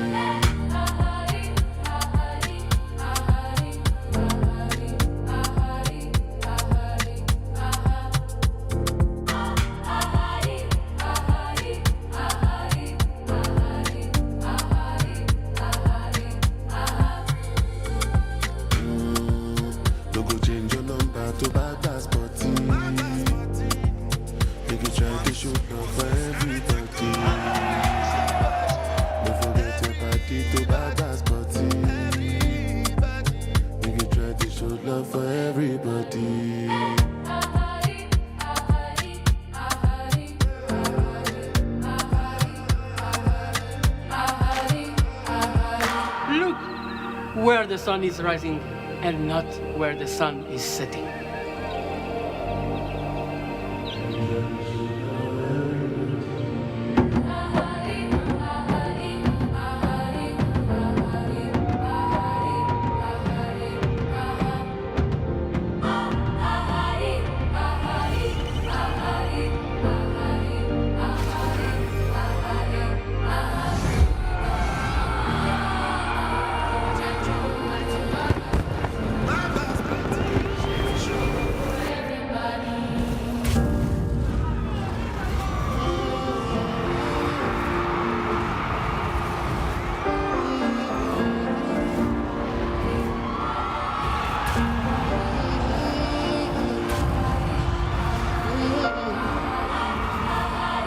We are many nations, but only one heart.